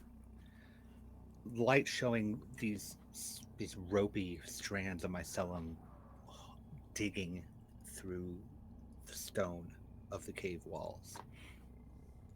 You move in, not down for what it's worth, in. And it starts to feel cooler. The air temperature drops pretty solidly as you close in on another entrance. Very dimly lit in there, though. You can see a small amount of light that seems to be coming from there, but not anything like the blue light from before. It's matching the color of your LED light, Liv. As you all head on further into this small cavern that has alcoves that just sort of jut off in different directions. There's a stillness in the air here, in the cold. And if you look up, you can see thick cords of pale, almost flesh-colored mycella that cling to the ceiling, that run down and almost trail into the bluer lines that run the walls of the cave, and run further back into another passageway. Chris is just And gonna the make light it. source that you see is a single flashlight on the ground in the middle of the cavern. The light is faint, but it's still lit. Oh boy. Chris is just gonna make it a point to put a bandana over his mouth and nose. Oh, Sam Would I know absolutely second that. of this cave system? Is there a secondary way out, or the kids are just too nervous to go all the way in? They just stay in that front portion of the cave. You don't specifically know if there are multiple ways out. You do know that there are multiple caves in and around Coldwater Forest. And you have always assumed that they interconnect, or at least some of them would interconnect. There can't be just one cave that goes deep and then Right. stops. Okay, we could take our chances wandering around here until we find a way out. Back out the way we came towards whatever the hell those were. Or hunker down, which I don't want to do at all. No, I agree. We are short on options, so maybe we put it to a vote. What are the options? Stay, go back. Or And go explore. further. And hope we come out of another cave entrance somewhere. And don't end up drowning. Or, suffocating to death. You don't have to keep listing ways we'll die. We could just keep going. Okay. I mean, Dumb we should go. place to die. We should find a way with the most clean air, right? Yeah, cooler, cleaner air, so less musty, damp. Definitely staying away from all of this. And Sam points up to the mycelium coming down from the ceiling, which I am assuming I wouldn't be able to identify. It's not something I recognize. Not from this distance, at least. Anyway, it's up there. Don't. You're making an assumption. If you're making an assumption, it probably, since it seems to connect into like the more bluer strands, this may be Aestoia still, and in its actual coloration up there, it seems to be. Something's messing it up on the way down. But you can't seem to get a good look at it from your angle. I definitely wouldn't touch that at all. Right. Yeah, for sure. Breathe it in. Is the flashlight okay? Is it covered in that like mycelium, or is it just bare laying on the Flashlight's floor? fine. Just on the floor. I'll pick that up. Better to use this than our batteries right now. Okay. Okay. I turn off my LED light. Okay. All right. Start smelling air, I guess. So, Uh, Chris, from your standpoint in the middle of the room with the flashlight, what are you doing? Probably scanning the wall to see if there's a way deeper in or like a way out. Right. So you scan the wall, and you scan the wall from your direction. You see alcoves, and you start to run them over. You start to run them over towards the exit, the other pathway that you thought you saw before you stop, and swivel back because there was something. You have to get a little closer with the light in order to see what's in the alcove. But should you step forward, just a couple of steps, not all the way into the alcove, assuming that you do, you see a large mass.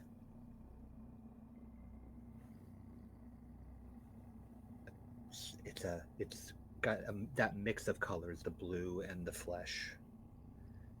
And as you follow the light up, it has strands that run up towards the ceiling. It's connected down into this bulbous shape. As you look to the next alcove, there's another. To the next, there's another. There's one in each of these alcoves. About 6 in total. And as your light passes over the 6th one, you see it twitch. Jesus Christ, Sam, what the fuck? I don't know. I don't think. My first instinct was we should try and burn this, but I don't think that's going to work. Hold on. And I pull out my field guide again and review details because I know that. I've seen Alien before, and I'm curious to know if these are perhaps pods of some sort. Look, I don't believe in any of this. I'm not saying that I do, but it is right in front of me. What if that stuff turns people into those things by doing this? Right, exactly. Which is why I think maybe we burn it, and I get to the page and I review to see whether or not it could be burned and have it. Yes, short of burning down infected forest, any tree within 50 feet of a confirmed infection needs to be cut down, its stump pulled, and allowed to completely dry in an area free of moisture. A key phrase, short of being burned down. Okay. We could absolutely light these things on fire. How? Well, I've got some matches. I got some I've got a too. flare. You want to do that before we know how to get out of here, though? We're just gonna. Yeah, smoke Suffocate him, set everything on fire? inhalation would suck. I don't know. Christian, I'm are you just kind of still light trained panicking on? because you on told me these? the thing about the cordyceps, Speaking. The one that and- twitches again, and the twitch that you see pushes a bit at the pod, the formation. It almost looks womb-like. You could Something just pushing at it. leave. What if we just we might left? we just go down one of the other Let's just go. halls. Let's just go. Go. Yep, Go. yep. I'm gonna stop shining my light on it. Maybe it's light sensitive. Good call. You're Okay. missing it off. We move. Yeah. You'll Give it move a choice to towards make the here. I assume towards the other Yeah. passageway. not The back only up way to the go. screen. Cool. As you move again, you can actually hear another one start to twitch, and you hear a very small. Oh, what if they're not though? Should we? Pulling out a knife. We are not equipped to deal with whatever the fuck is going on in here. Okay? We can't play the hero, because we're not. We are just people, and when people try to do things that are beyond their capability, that is when they get killed. But at this point, it She might not has a be point, playing she a has a hero. It might she be has a playing a point. survivalist. If I'm not trying to be a hero and kill things to save the world or anything, I'm trying to save myself. Or we're trying to save ourselves, however you want to look at it. Maybe we gotta kill a little mushroom glowy, I don't fucking know what to call it. If we But maybe can't we get just out let of Chris here, have no it. one else is gonna know. We're talking walking. Yeah, okay. Then You hear the sound once more as you walk into the Nope. next passageway. Just noping right the fuck out of there. That's how you get an infected party Somebody- member. I've read the rules. This passageway goes a little further down. a little deeper down. It's cooler down here as well. And as you enter into the next area, a very large cavern, possibly the biggest one that you've been in so far. See, this room is filled with stalactites and stalagmites, all very precarious points in either direction, very large. Large enough that you have to walk around some of them in order to continue your path. You can see with the light goes for a ways, and when you get about when you're getting close to the halfway point, you can see that there's a larger pathway on the opposite side, but there's also one off to your right.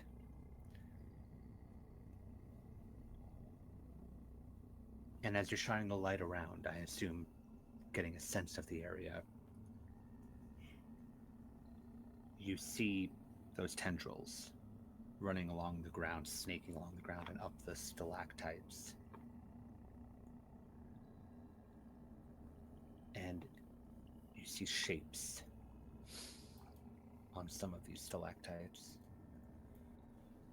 sort of draped over. No, not draped over. Stuck on the stalactites. Do you maneuver yourself closer to see what this is? Morbid curiosity. Morbid is the operative word. Long shape, bent in a strange angle, is the shape of a person. These tendrils wrapped around their ankles, their calves, their wrists, and their arms, snaking over their chest, up their neck, towards the mouth, towards the eyes. The stone of the stalactite pushing through the chest as it lays pinned. You see this. You quite possibly go to look away, and you see another, and another, and another, and another. Should you continue to look away from one to the next, you will see about 20 of these pinned, scattered around the room. There's no smell of death here, just the clear evidence of it.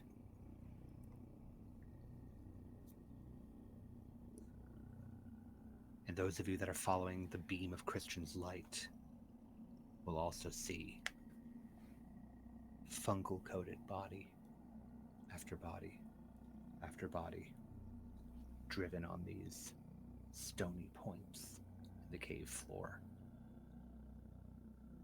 almost on display.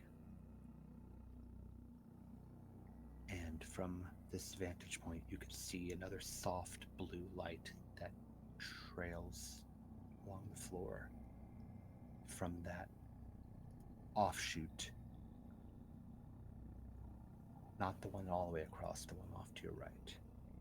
This one looks much more vivid than the one you saw before.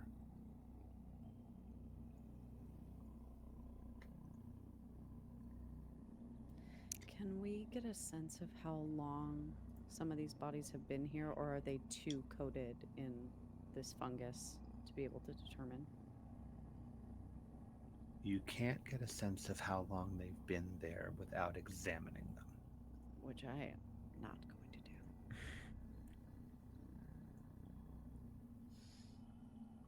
Have you all ever regretted a decision?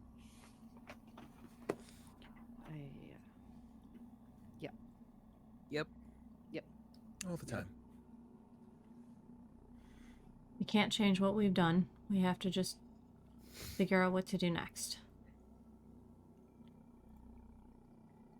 Don't touch anything. Yep. But we have to keep moving forward. Why is there a witch here? Is she That sad is because the small. mall's closed? Do not turn off your flashlights! Click. There is a small sound that you hear somewhere Mhm. in the cave that sounds. It sounds like gasping and sobbing. Echoes a little bit and fades away. That's a trap.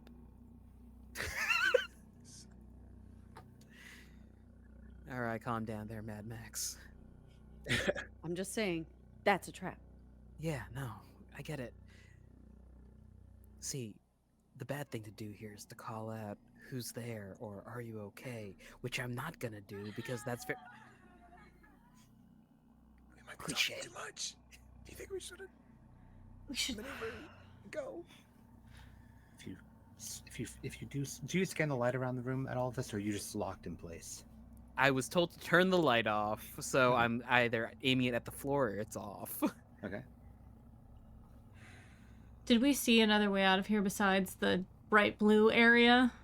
There's one other way out. Yes. It is dark now though without the flashlight, and so there's just the bright blue area here. That with the light off, you can actually see a lot of these tendrils hooking into that room. Almost like when you see power cords running towards a source. It's all feeding out from this room. How many people went missing? 29? 23? 23. 23. We're missing 3. What about those guys in the front? Do those count? No, 6. 5. 5. Okay. Right out front. And 20 in here. 20 that you've seen on the spikes, yes. Again, you sort of stopped looking around after that. There could have been more. Okay. Okay. Give More me a... went missing, right? Yeah. 23 deaths, more missing. Okay. I'm just gonna do a quick scan with my night vision, and then Okay. I'm going to see if there is a way forward without stepping on any of the blue. Okay. You scan forward. You see all the bodies on the stalagmites or stalactites. I can't remember which direction it is. Stalagmites ceiling. might reach the ceiling, and stalactites cling tight to the ceiling. Got it. Then you see all these bodies on the stalagmites that are jutting out from the ground in front of you. I fucking hate you, Zach. You These fucking also noises. see shapes on the ground a bit further in. It looks... The night vision still makes it a bit harder to tell, Yeah. but where your mind is now, it looks like there's a pile of bodies Oh God. further in. Is there a There is way again. around them? You'd have to go past the pile of bodies. There is that other way out, Mm-hmm. and then of course there is this way that's to your right that is actually illuminated.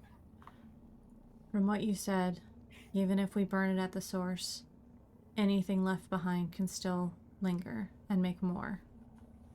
It seems a little futile. Right, yeah. I only have a box of matches. That's it. So. Okay, we need to move. Yeah. okay. Yeah. You do all. I will point out. You do all each have a flare in your Right. camper, your hiking kit, Uh, but that is a box of matches and 4 flares. Mm-hmm. that's So if we not light enough them to up, we take get out all of 4 this. hours. So we're gonna start moving forward Yeah. Cautiously. cautiously. Is it easy to pinpoint where that is, or is it just echoing? Yeah, I was just Echoing. about to ask. Yeah. I hate Okay. it Does- here. It's hard to tell whether or not is it in this room or is it somewhere else. It's hard to tell. It very well could be in this room. The other alternative is that it's coming from the other passageway, Mhm. because you're too close to the glowing one for it to tell it's not coming from there. But it's echoing around, so it's either in this room or it's through that passageway. Dope. Follow what the GM says. It'll be great, they say. Yeah. We're gonna. Just stayed at the lodge. Yeah, yes. Okay. We're gonna move forward, avoiding the blue stuff and skirting around the corpse thing, the body. I assume Yep. Just keep marching. Keep that's what we're doing. We are doing this. Oh my god, we're GM, a quick question. Does it sound Yes. like a one voice or multiple voices crying It out? sounds like when- multiple. Oh dear. I've been through this section of heavy rain before. Cornfield. Jason. As we are This moving, is- what is happening? This is the moment and until dawn where you're gonna get Ashley killed. Don't move. So, as you move past that glowing entrance, do you avoid it entirely? Yes. Anybody look in that Yes, we direction? avoid it entirely. I mean, if I could catch a peek, I wouldn't mind taking a peek. Of the glowing door? Or Yes. Yeah. I'm not I asking if mean, any of you are yeah. going through it. I'm asking if Sure. any of you The are glowing looking. door. The I mean, glowing listen, door. just confirming we're not talking about the one that we're heading to. Yes, we're talking about Right, the glowing door. I We're talking think about the even glowing if door. Eli is filming anything and it's like, what's on that side? Give me 1 second. I don't have Nice. Spotify Premium, and Will Ferrell is screaming in my ear.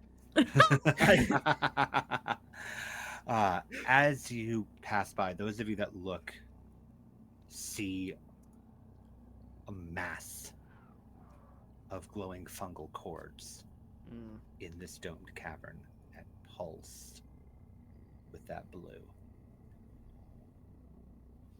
It's more than you've seen anywhere else in this cave or in this forest. It has a hue of its own inside there. And all these tendrils seem to run into it. As you walk by, you can actually see it pulse Ooh. as you continue on. Yeah, not that way. That looks really bad. Yeah, Okay. I mean, if we're gonna do anything, you gotta do it to the motherboard. But like, I don't want to take this thing on, to be honest. No, I think this sounds like a someone else problem. If we just get out and tell the law enforcement or whoever else actually cares about this cave, I don't know people's coming out of here. Yep. Okay. And the baby's still crying. As you continue towards the entrance, what are you all focused on? Not dying. Great. Good I stuff. guess if Liv is leading the way, Mhm. I think the closest thing is following whatever footsteps she is taking, trying not to stumble. Like if that was a safe spot, then that's where I'm stepping. Mhm. Yes. So yeah, that's the order of operations here. Yeah. Are My we eyes. doing more doing that? scanning of the room? No. I think I'm. I am locked ahead. I am looking at the exit, and I am not looking at Yeah. anything else. Okay. I think I'm probably scanning the room solely of like trying to glean any information about this fungus that I can as we've been going through this cave system. Okay. I'll be scanning the room for threats in case something Okay. tries to jump out at us. So to that effect, are you guys turning lights back on again? Because it was pitch black and you only Liv was using night vision. So those of you that are trying to figure out anything else, how are Yeah. you seeing? Yeah, I think. Necessity. Yeah. Guess we Whoa. have Okay. to do to turn the Maybe, flashlight back maybe on. just and one. Maybe just one. keep, Yeah. keep it low. So you put the light on, you're scanning around, and each of you notice one thing, which I'll tell you, because one of you is looking at the fungal information, one of you is looking out for threats. The one of you that's looking for information on this fungus can see that it seems in this area when the heart of this area pulses, you can see the bioluminescence run along the strands, like current. It's sending it out almost like a signal. And that's the thing that you notice. Sam. Chris, the thing that you noticed. Well, not that you notice. Because you don't notice it. Because it's not there. And it's the pile of bodies that Liv pointed out. Is gone? That pile of bodies is gone? I hate this cave. Pile of bodies is gone. Oh, cool. I go, I don't mean to alarm anyone, but that big pile of corpses we saw is no longer there. So maybe we make with quickness and get the fuck out of here as fast as we can. Yep. Yes. All right, I'm locked forward. Yes, I trust them to have my back. This noise has been echoing through the cave, suddenly stops. All at once. And there's the slightest clattering of small stones falling from the ceiling to the ground in front of you. I think Eli would just pan up with the camera and see. I don't know that Eli would have a night vision lens or anything on this thing. I but think if a it's flash doing would be a camera, so much yeah. scarier. You're right, and I hate that my thumb's on the flash button. But I think not intentionally, but it just scanning up to find anything, it just kind of trembles and just the flash button didn't work. Yeah, just snaps up and just a quick flash at the ceiling.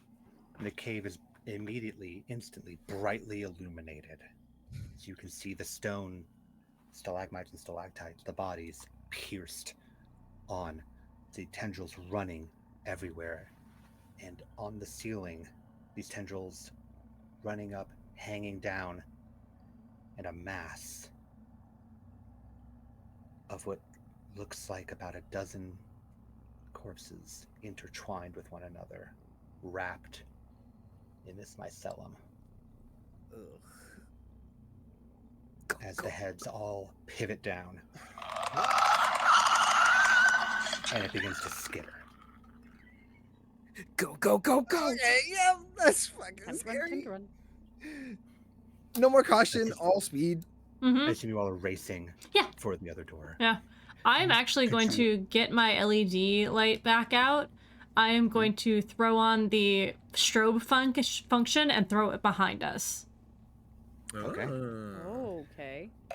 Go ahead and make me a control save. Good, great. This is great. Everything's fine. It's fine. I rolled a 3. Yay! Excellent. Nice. In this game, that's good. You throw it, and those of you that happen to watch it see the light flashes in the air. You can see this mass of bodies, limbs twitching in freeze frames as it groans and growls and clatters away from you all towards the light that bounces on the ground. You can hear the thud as too many hands, too many limbs hit the ground, crunching against the stone as it goes for the light that immediately snaps and snuffs out as you all race out of this cavern towards the other exit. You race and run up, going up a bit more into a stretch of sand that juts up against an underground lake. This might be an underground portion of Coldwater Lake. The surface is incredibly still, but you can see under the water the glowing bioluminescence of these strands of mycelium in the water. There is another passageway that leads up and out more. And then, of course, there's the lake and wherever that leads to. Okay, which way do we go? Which way do we go? I'm not fucking swimming in a lake cave. No fucking way. Go! Up, up, up. You race up, up, and up, hearing the sobbing and growling echoing behind you as this massive flesh hydra looks for you. Heading up and up, you go up and find yourself in this absolutely awful smelling area. Trash from decades of misuse coming, like continuously pouring from holes up above the cave. I need you all to make me a control save for just the wave of nauseating smell that you were hit with. Thumbs up if you pass, thumbs down if you don't. Hey, I got a 1. You're able to still yourselves. There is a way that hooks out and back down. Or you could try to climb for those holes. That doesn't seem to be quite as viable for you, so you hook your way back down, finding yourself back into that large, light refracting cavern, but the 5 individuals are not in here anymore.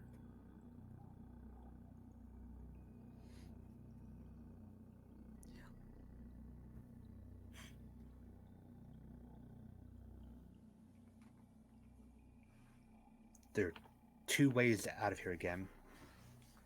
One of which is back up towards where the bear was.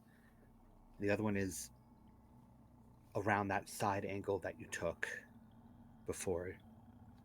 Perhaps you missed another way out. Are you going to try back for the bear, or are you going to try to loop around more? I mean, I think Caito would try to go through the bear exit because they know I'm there's an also exit feeling there. bear exit. Yeah. Like, Well, what no, are the it's- odds? You know, what are the odds? We Well, have that's gonna take a flares. bear. Let's just put it in We its can always mouth. try it. Let's just try it. Let's just try bear. it. Get big. Oh, it depends. Yeah, is it a brown bear or a black bear? Because It's a zombie bear. It's a blue bear. Look- I love blue Look as unappetizing as possible. bear. I can't. They're just too delicious.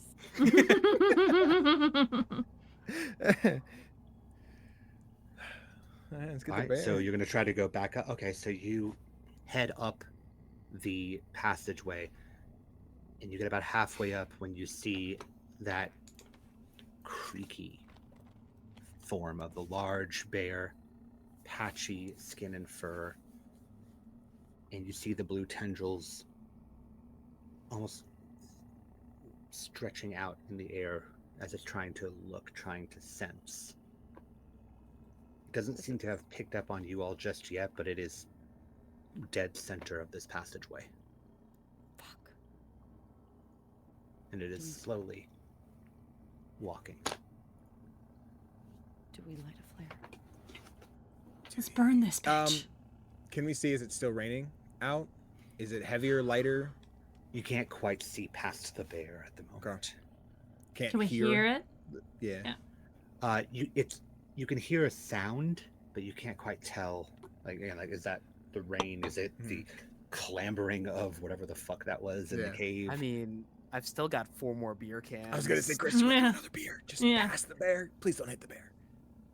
Or hit the bear and distract it, and we can light a flare and light the bitch on fire. Or we could do that. I was trying not to kill nature, but okay, yeah, that's fine. Yeah, I feel like it's beyond death at this I point. don't know what. I just don't want to fucking die, Liv. The bear's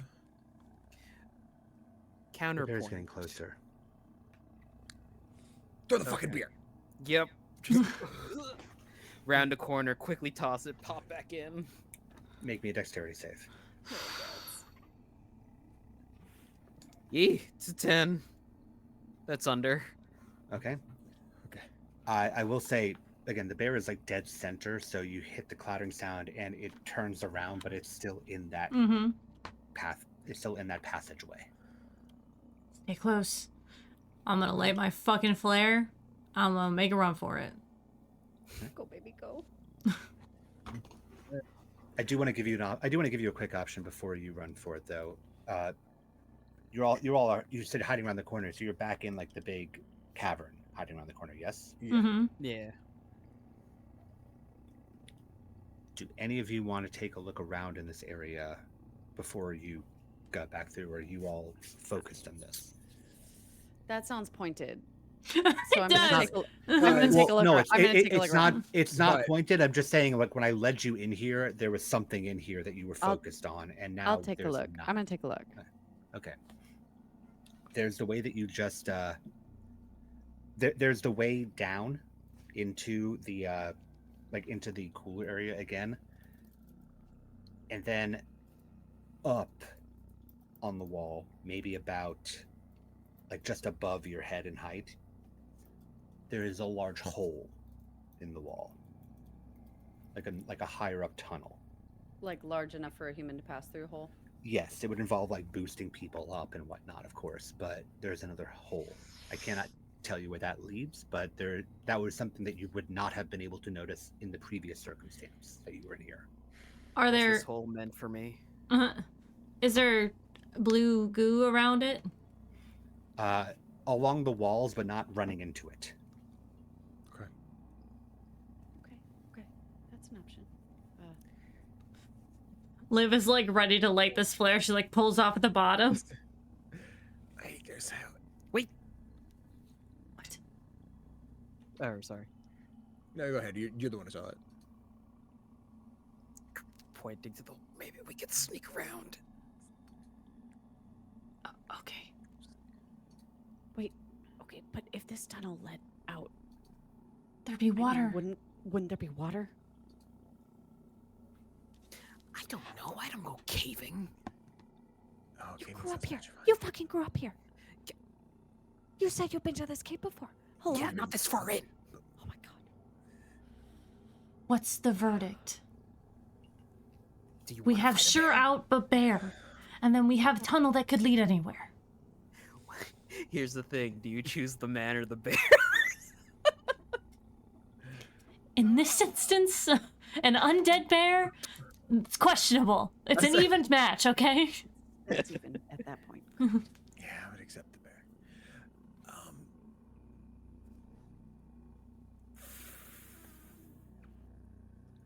Fuck, I gotta say, yeah, the mystery of the hole is kind of scary. I feel like if we just distract the bear, get to move, we just got a free shot. You saw the thing hobbling around. It's not gonna be able to chase us if we just get past it. Famous last words, but sure. Yeah, well, it's- Okay, if we're gonna do the hole, we have to do it now because we don't know how fast those other things are. Yeah.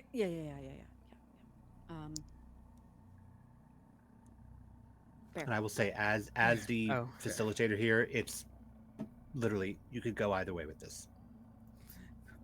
We have 2 out of 4 votes for bear. see your gun as a bear. Who else voted bear? Who else I said voted bear. bear? Danny voted bear. I'm voting bear. Bear. Bear. All right, here we go. Fuck Okay. the hole. I'm gonna light it. All right. So you're going to throw. Are you going to throw this flare at the bear, or are you going to try stick it with the flare? What's the plan with this? What kind of bear? Like, how big is this bear? Brown bear, black bear? Polar Brown. Brown. Okay, so bigger. All right. I am going to try to throw it under the bear. Okay. We Give me have a more. Dexterity save. Okay. Oh no! I rolled a 16. Oh no! boy. I'm sure that's fine. I'm sure it's good. You go to throw it underneath, and it bounces off of the back leg of the bear, singeing it, which causes it to rear up, banging its head against the cavern top. and then tightly turning around inside of this cavern, you can hear joints popping as it just fits itself around in this small space, swinging its head back towards the flare and then up towards the four of you. Hole? I think we might have to go to the hole. Hole, go. All right. I'm gonna boost up. Okay. Whoever is going to be boosting people, make me a strength saving throw, and you can discuss Can I- between the four of you if you'd like to with this. Yeah, who's got a highest strength? I got 10. 12. 11. What do you have, Danny? 12. I have 13. I don't know why I'm beefcake, but I'm No, a beefy sir. boy. Mhm. Don't worry about it. Just been going to the gym. It's get not my so reps much in. the strength, it's because you're tall that it makes it easy Yeah, for yeah, me. Oh, okay. I'm also strong. You're very strong. So strong, emotionally, I'm physically. very Hey, let's get to the strong. hole. I'm strong. Okay, I'm strong. I'm scared. So I roll 3 of them? 3? 4? No, just one. Just Just all Yeah, at we're- once. Yeah, We're that's gonna streamline this a little bit. Ooh, that is a 13 on the button, so we made it. You are good. Yes, you start boosting people up and up and up, and all three of them up. And now I would like for the other three of you all at the same time to roll me a strength save Oh, great. because you all have to get Sam up. Please get Sam up. Please Ooh, don't let Sam 6. die. Good. I got that one, baby. I got Yeah. that one. All right. I'm good as All well. three of you are able to reach and pull Sam up into this hole in the wall as the bear's head comes out through the cavern My God, what a beefcake! Snapping. Jesus Christ. to the right, snapping to the left, looking, hunting for something that's not there. We are climbing. Yep. You move your way through the holes, and you can hear a vibration in the walls. The mycelium is not in here, but you can feel a thrumming in these holes as you attempt to move your way through, pushing your way through.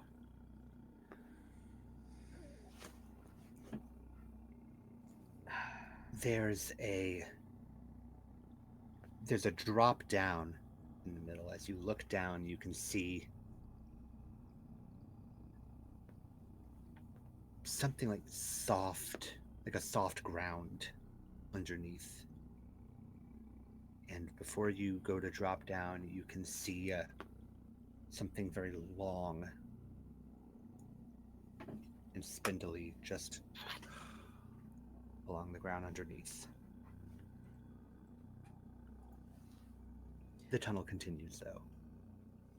Don't worry about the thing. Don't worry about the thing. Just keep going down the tunnel. I think I would have rather fought the bear, honestly. At this point, yeah. The tunnel continues, and then it forks to the left or to the right. You have Dealer's choice. options. Do we see or hear anything down either tunnel? Not anything in particular, one way or the other. Do we see an indication of incline or decline?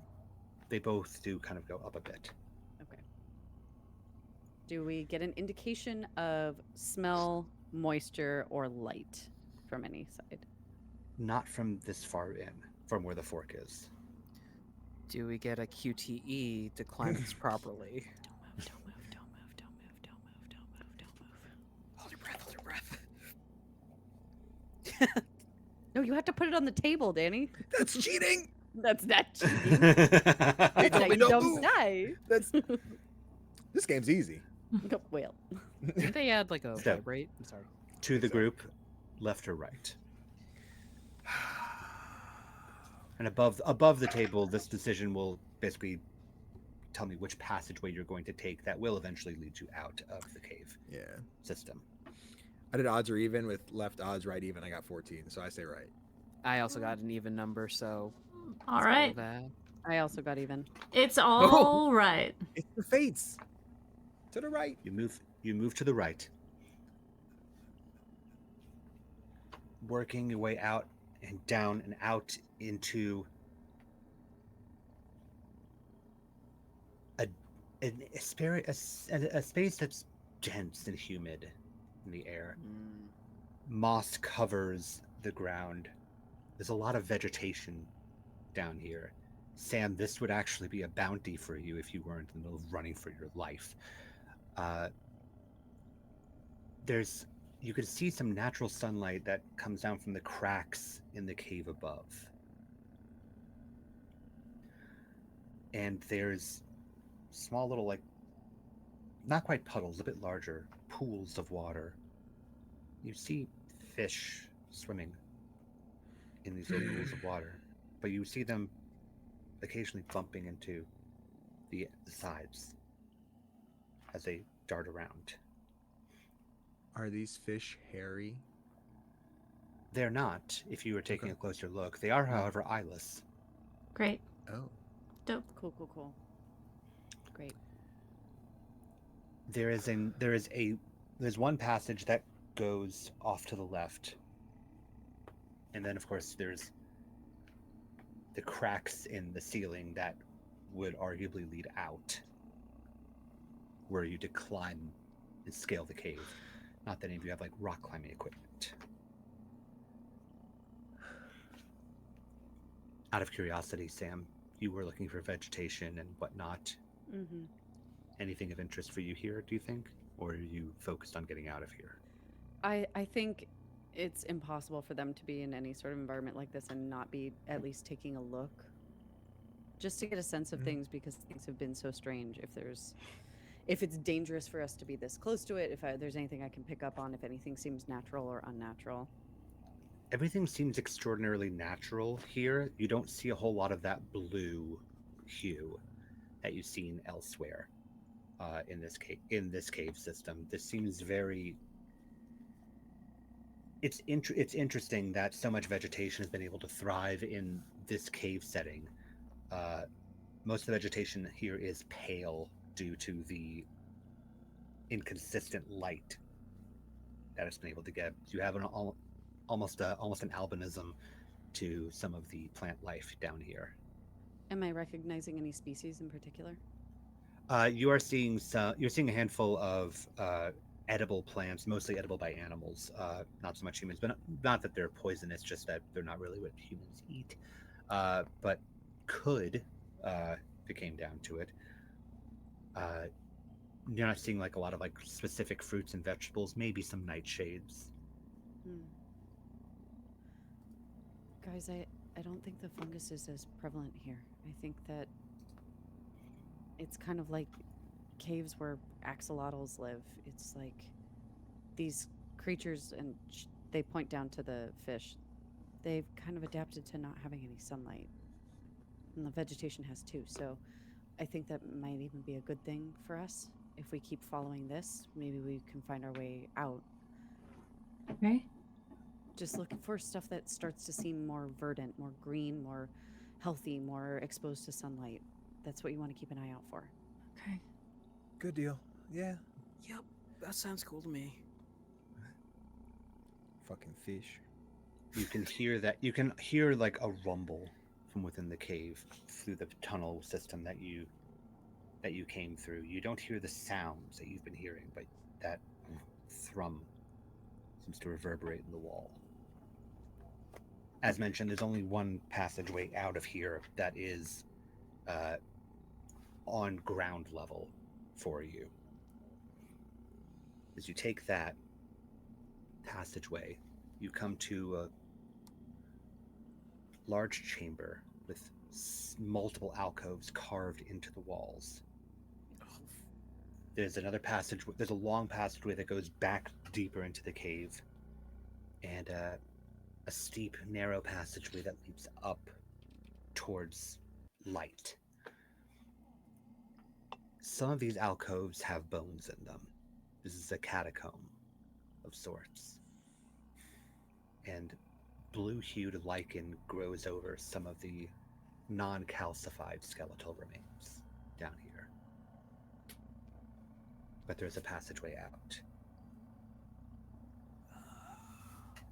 Morbid thought, but maybe some of those pods are being used for nutrients. It's morbid, but probably true. Yeah. Well, if we don't want to be nutrients too, we gotta keep moving. Yeah, just a few shots of this. This is Oh my god. weird. We need to Just a hand over the camera. Have some respect, please. listen. We need some evidence or something that this is here. This is weird. You just go and tell someone there's a bunch of holes in the wall with bones. Be like, oh yeah, I'm sure that's down there, kids. I'm pretty sure the undead bear photo will get some people riled up. Listen, we had the conversation about Bigfoot earlier. That one photo of the bear. Just let me get it, okay? We're walking and we're talking. Yeah. We can talk. Head up the staircase, and you see that the light is coming through wooden slats. As you head up the passageway to a large opening that seems to have been covered by these wooden slats. Are we seeing like daylight? Is there rain? Are we getting a sense of outside? You're getting a sense that there's like light from further. Like the light is not immediately on the other side of these slats, but it's like filtering into whatever area this is leading you to. So there's like a little stairwell beyond the slats, essentially, or something Yes. like that. Mm. Yes. Is the lock on the inside? There isn't a lock. Can we It's not open a it? door. It's just like Stacked up boards, wood, or- right? Oh, it's stacked It's just wood. it's like a pallet. Got Okay. it. Okay. Can we Okay, push so it that's- off? Absolutely.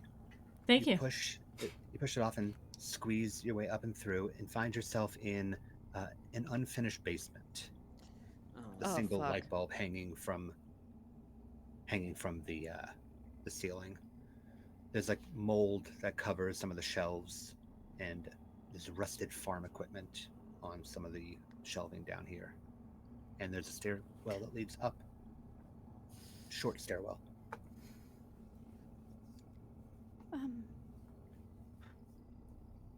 This doesn't seem great. I'm gonna take out my tripod. Yeah. I'm gonna extend the legs on it. I'm gonna hold it, and I'm gonna go, get the fuck out of here. I don't think anybody lives here. Let's just go. I pull out my knife. I pull out my knife. I pull up my 360 camera and pole. Ooh, I do. I beat them in 360. Hey, Great footage. Mm-hmm. What's that game? You're trapped in a shopping mall as Frank West. Dead Rising. Dead Dead Rising crafting montage. Yeah. Tying my knife to the end of Liv's tripod pole with some nylon fishing line. I did mention rusted farming equipment down here Yeah. as well. Yeah, Oh, well, I pick would up love the a rusted pitchfork. piece of farming equipment, like a Sounds great. fucking hoe. Absolutely. Yeah. That's So what I you want. As we do. pick that up, and I assume you head up the small staircase Yeah. Mhm. into a large building, kind of barren, a lot of hay. You're inside of a barn. Okay. Oh, The door to the barn is like blow open and shut in the wind, and you can hear lighter rain outside. Does Signal? it So like a bar, like a single bar. Mm-hmm. you can send a Barely. text that'll get sent in about 20 minutes. Better than nothing, right? Send a text anyway. Do we get the sense that animals have recently been in here, or does this seem pretty derelict? Yes and no. It seems pretty derelict, but there's still the smell of animal in here. Like fresher smell. Smell. Smell. I'll stop asking. If Chris were to move towards like the door or like a window to check the property out outside of the barn, does he recognize it as anywhere he's ever partied as a kid? You haven't partied here as a kid. However, you don't even really need to move and check towards the area. There's not a whole lot of these in Coldwater. The biggest one is Heinz Farm. Yeah. I'm sure that's fine, guys. What was it that you said about Heinz Farm again? Can you give us a little recap on Heinz Farm? 23 dead. Many more missing. Yeah, I think And we it found leads him. right into the tunnel. Zoom. I'll take out my map of Coldwater and just go.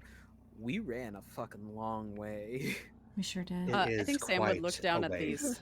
Yeah, I think Sam would look down at their Fitbit and just see how many miles they've gone. Oh goodness. Let me see. Let's see. Looking at. The number count is maxed out. We're looking at 10 miles, I believe. Holy shit! Yeah. About 10 miles.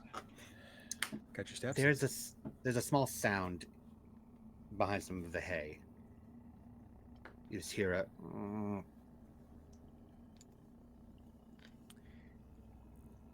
Make our way over there. No, Is why that we what the- don't need to go over there. What do we have You seen see- enough. I think we've seen enough. See small little horns poking up Oh. from behind the hay. Oh. It looks like it might be a goat or something. Yeah, if it's a goat, it's fine. Let's leave. We could just leave. The Wait, goat's wait. head peeks up over the hay. Does it look like a normal goat?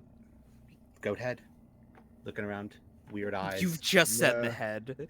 We don't know Yeah, what's going They say Sorry. disoriented. Is it? Sorry, is yeah, he- I mean, Christ, How it's many a legs goat. does I mean, it they always have? look a little bit disoriented. is it reminiscent of the bear's lackadaisical? You're not anything? seeing all like the fungal growth all over the head and whatnot. Okay. Dope, but dope. It looks up, it goes, Ah, and it looks over at you with those weird goat eyes. I think we should go, guys. I think we should Yeah, Yeah, we should I go. think We that's should definitely great. go. And I think next to it, another head picks up, and it's a cow. It sort of picks up and goes, I do No. Yeah, no. Oh. There's the door right there. We're going Run, towards it. run. We're moving towards the door. Out the door. If out there's the a door. third fucking head. a chicken pops up. funny enough. One, and then two, and then three chicken heads sort of like peek around hate it here. from the different. Look around What's- to you. Zach, we said we left. we are leaving. I just need to know what's the over under that all of these heads are attached to the same body. Oh, 100%. 100%. I feel like there is a 0.000 chance that they are not connected. The fucking barnyard hydra and some shit up in Yeah. his house. So I assume that before you discover this, you were going to try to Yeah. get the hell out of this. Yeah. Yeah. I've it's time seen to go. enough. I've seen we- enough. We Fantastic. are running. Yeah. Absolutely. Yeah. So you run and you push your way through the barn door out to the field and come to a stop. Great. If we head south, we can hit the highway and get to the station. Whatever you And think. your Whatever you... words come to a stop as you see Liv stop held. Mm. As she was the one leading the charge out, and you follow her gaze to about a dozen people all standing, looking up at the sky, the rain dripping down on them. Fuck.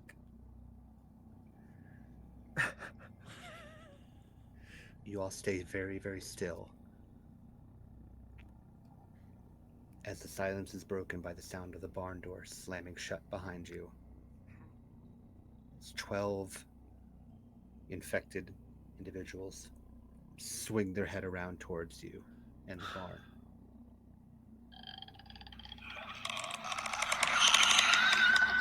Run. Run. Okay. Yep. And we're going Well to said. and we're going to hard cut right here. Ah. Shit. Ah. Ah! Great. I'm sure we're This is fine. great. Yeah, I'm glad we went out on a fucking hike. I love the outdoors. It This was was just wonderful. a I fun will Now- never make you. Sam Now, makes a full above- promise never to do Above this the again. table, I want to tell you a fun thing about running a one shot for you and the audience about running a one shot in the forest of this. Uh-huh. Liminal horror has a function called the doom clock. Mhm. No. Yep. It's kind of like Monster of the Week where it ticks forward and whatnot. Okay. Doom clock at 0 is the investigators arrive at Coldwater. There's the news about the missing campers, which I integrated into the story you already heard. And Heinz Farm is claimed. That's the very first thing that happens. Everything else on the Doom clock that happens doesn't happen in the forest or the caves. It happens in the rest of town, Oh shit. which means that you all existed outside of the doom clock in your little world. Damn. While the rest of the town moved forward. Uh-oh. Uh-oh. There's got to be a car here. We're fine. And that's My why head we're canon and that's is we're why fine. we're Yeah, we're good. that's why we're hard cutting here. Yeah. We ran from those Oh my Andes. god. Yeah, we got to the car. Thank you all. Levi and Jeff, are they okay? Not the hairy fish. So, in my mind, this is essentially us leaving the tutorial level, and then the game screen Yeah, comes right. down. Pretty Time Yeah. starts The to splash logo, yep. Oh, Pretty no. much. Oh my Fuck. god. Well, thank you, all for Zach. playing. Thanks for Yes, running it, Zach. Thank you, Zach. Absolutely. Oh my Yeah. god. God, Ooh. Yeah, Jesus Zach. Christ. Thanks for all the mushrooms again. Yeah. Oh my Again. god. I know. I didn't die this time. Yay! you. None of I'm us sorry died for this you. time Oh yet. my god. Yeah. Yeah. Yeah. Jesus. I You- was you- honestly You both fully did walking and did into not this all with- die. yeah. Right. I fully walked into this thinking it was going to be a TPK. Like I was Uh-huh. so ready for it. Uh-huh. Look, we It were was a possibility. The implication, of course, Yeah. right now is a potential TPK with what you're currently faced with. Yeah. But who knows? I don't know. Might what be you're hard to talking about. TPK I'm a when- strong boy who can run fast. So We That's just how true. we step in the room, we're like, yeah, we go. We just walk. Yeah. We just I've leave. got 3 more beer cans. I'm ready. We have 3 flares, 3 beer cans. I got a tripod. We're fine, is my We're head gonna be cannon. fine. We're gonna Yeah, be fine. yeah. You got a tripod with a knife on it. Good Gonna news, have a there's a great huge Cloverfield field. Oh, true, true. And that's going to be the best film of 2025. So, or 2026 with post-production and everything. Anyways, thank you, Zach, for running this game for us. And thank you to everybody for hanging out and playing games. Zach, let's start with you. Tell us people where you can find you, what you do on the internet. Hi, everybody. I'm Zachary Vaudo. You can find me everywhere at SneakerNet or SneakerNet Music, all over socials. I am wherever tabletop games are played, as I like to say. A lot of them have been here recently. I'm supposed to be doing something on Folk and Myth next month that Danny is also in. I don't know if we're talking about it yet or not, but it's going to be Well, a your fun GM's game. in the chat, so Hey, Oh, well, GM, then can we one- say anything? Miko. Hey. Miko, can we talk about it? We're doing something fun. While Miko answers that potential question, other things that you can find from me is I put my most recent album out earlier in the month. It's called Electronic Music for Digital Demons. It's on all streaming platforms, and you can listen to it to your heart's content. I also put out a solo roguelike journaling play to lose RPG called Body Hammer through Plus One EXP. You are getting revenge on people that have infected you in a way that's turning you into more machine than man. You cannot get out of it. You can only get your revenge. You can get that through Plus One EXP. It'll be at PAX Unplugged, Imagine. I won't be, but the book will be. And you can just follow me on all the socials to see the game that I'm referring to that we may or may not be able to talk about and more. All right, go ahead and popcorn it. I'm kicking over to Danny right now. Me? Hi guys, I'm CG90B. I love to cover all things indie gaming. You can catch me on Mondays, Thursdays, and Saturdays on twitch.tv/CG90B playing whatever games we got going on. Right now, Dispatch is our weekend game as those episodes drop. So excited to keep playing with those. As far as CTRPGs go, you'll be able to find me tomorrow night over on the Rediscovery RPG channel for I'll be running a mystery business game for Rolls for Wishes. So I'm very excited for that. I get to play the animal companion. And yes, I'm a little munchkin cat. I can't wait. What else this week? A lot. Thursday night, we will have a game over on Crit Chronicle. That's per usual. Halloween night should be a Robert game. Listen, I got a lot of TTRPGs this week. I'm EP, but I love it. And then podcast, Play Like Podcast comes out every Thursday. This past week, I had Emily from No Small Games join me. We talked about our favorite Steam Next Fest demos. And then this coming week, Topher and I will be back together and we'll be talking about our favorite indie horror games. Will I talk about Benny and the Ink Machine and or Poppy Playtime? Yes, I will. So that'll be fun. And I think that's everything. Follow me, TikTok, Blue Sky, Old 9 Yards, YouTube, Twitch, etc. Caito, your turn. Hi, buddies. That's me. I'm Caito, aka the Helena Handbasket, in the chat and on the internet. People seem to not know that Caito and Helena are the same person, and it's been very funny at cons because someone's like, "Oh, but weren't you?" And I'm like, "Yes, I'm both. Yes, and." You can very often find me over at Folk and Myth, where I am an associate producer and the resident sleep paralysis demon, just generally giving Bleak and Miko a headache here and there. I am in the Vampire the Masquerade Elegy series, which has been running on Friday nights as part of a Bleak season game, which is actually wrapping up at the end of November. And then we've got some delicious new dishes coming out, including but not limited to Cult. And I'm very excited to play Cult for that. You can also find me in the next 2 Tuesdays, this coming and the following, in the conclusion of our Kids on Bikes game of Scream over at Crit Hit Chronicles, run by Cujo. Fantastic table of players. It's been super fucked up, and a lot of us cried last time. So that's been really, really delightful. It's also spooky season, so I love plugging this in spooky season. I am a horror actor. You can check out my published works over on Shudder or on Amazon Prime. My first film, Revealer, is there. If you would like to check that out. Also, my second horror film, Black Mold, is available on Tubi in the US, but not in Canada because Canada hates me right now. So do check those out, support those. If you watch it, I get some money, so you get to see a cool movie, and I get some money for it. So you should do it. I bought it. Yeah. Oh my god, I fairly swoon. Other than that, I am, I swear, going to be launching my own Twitch channel soon, trademark. I don't know when it's going to happen because I am literally in graduate school right now, and they don't actually tell you how much of your life you don't own. So that's fun. Anyway, I'm going to popcorn it over to my new best friend, RJ. Hey everybody, it's me, RJ. Once again, you can catch me at rjustice282 on all of my socials, where I normally retweet whenever we go live. This next week, I just have my game of Inevitable over on High Shelf Collective. It's a Dark Tower inspired Arthurian but cowboy sort of legend. I'm playing this sort of new guy on the block, and he's all shiny, and he just had his heart broken. So it's time for me to wax poetically once again. Other than that, we've got a couple of things down the pipe that will be fun. But yeah, LB. Or is it Danny. Zach?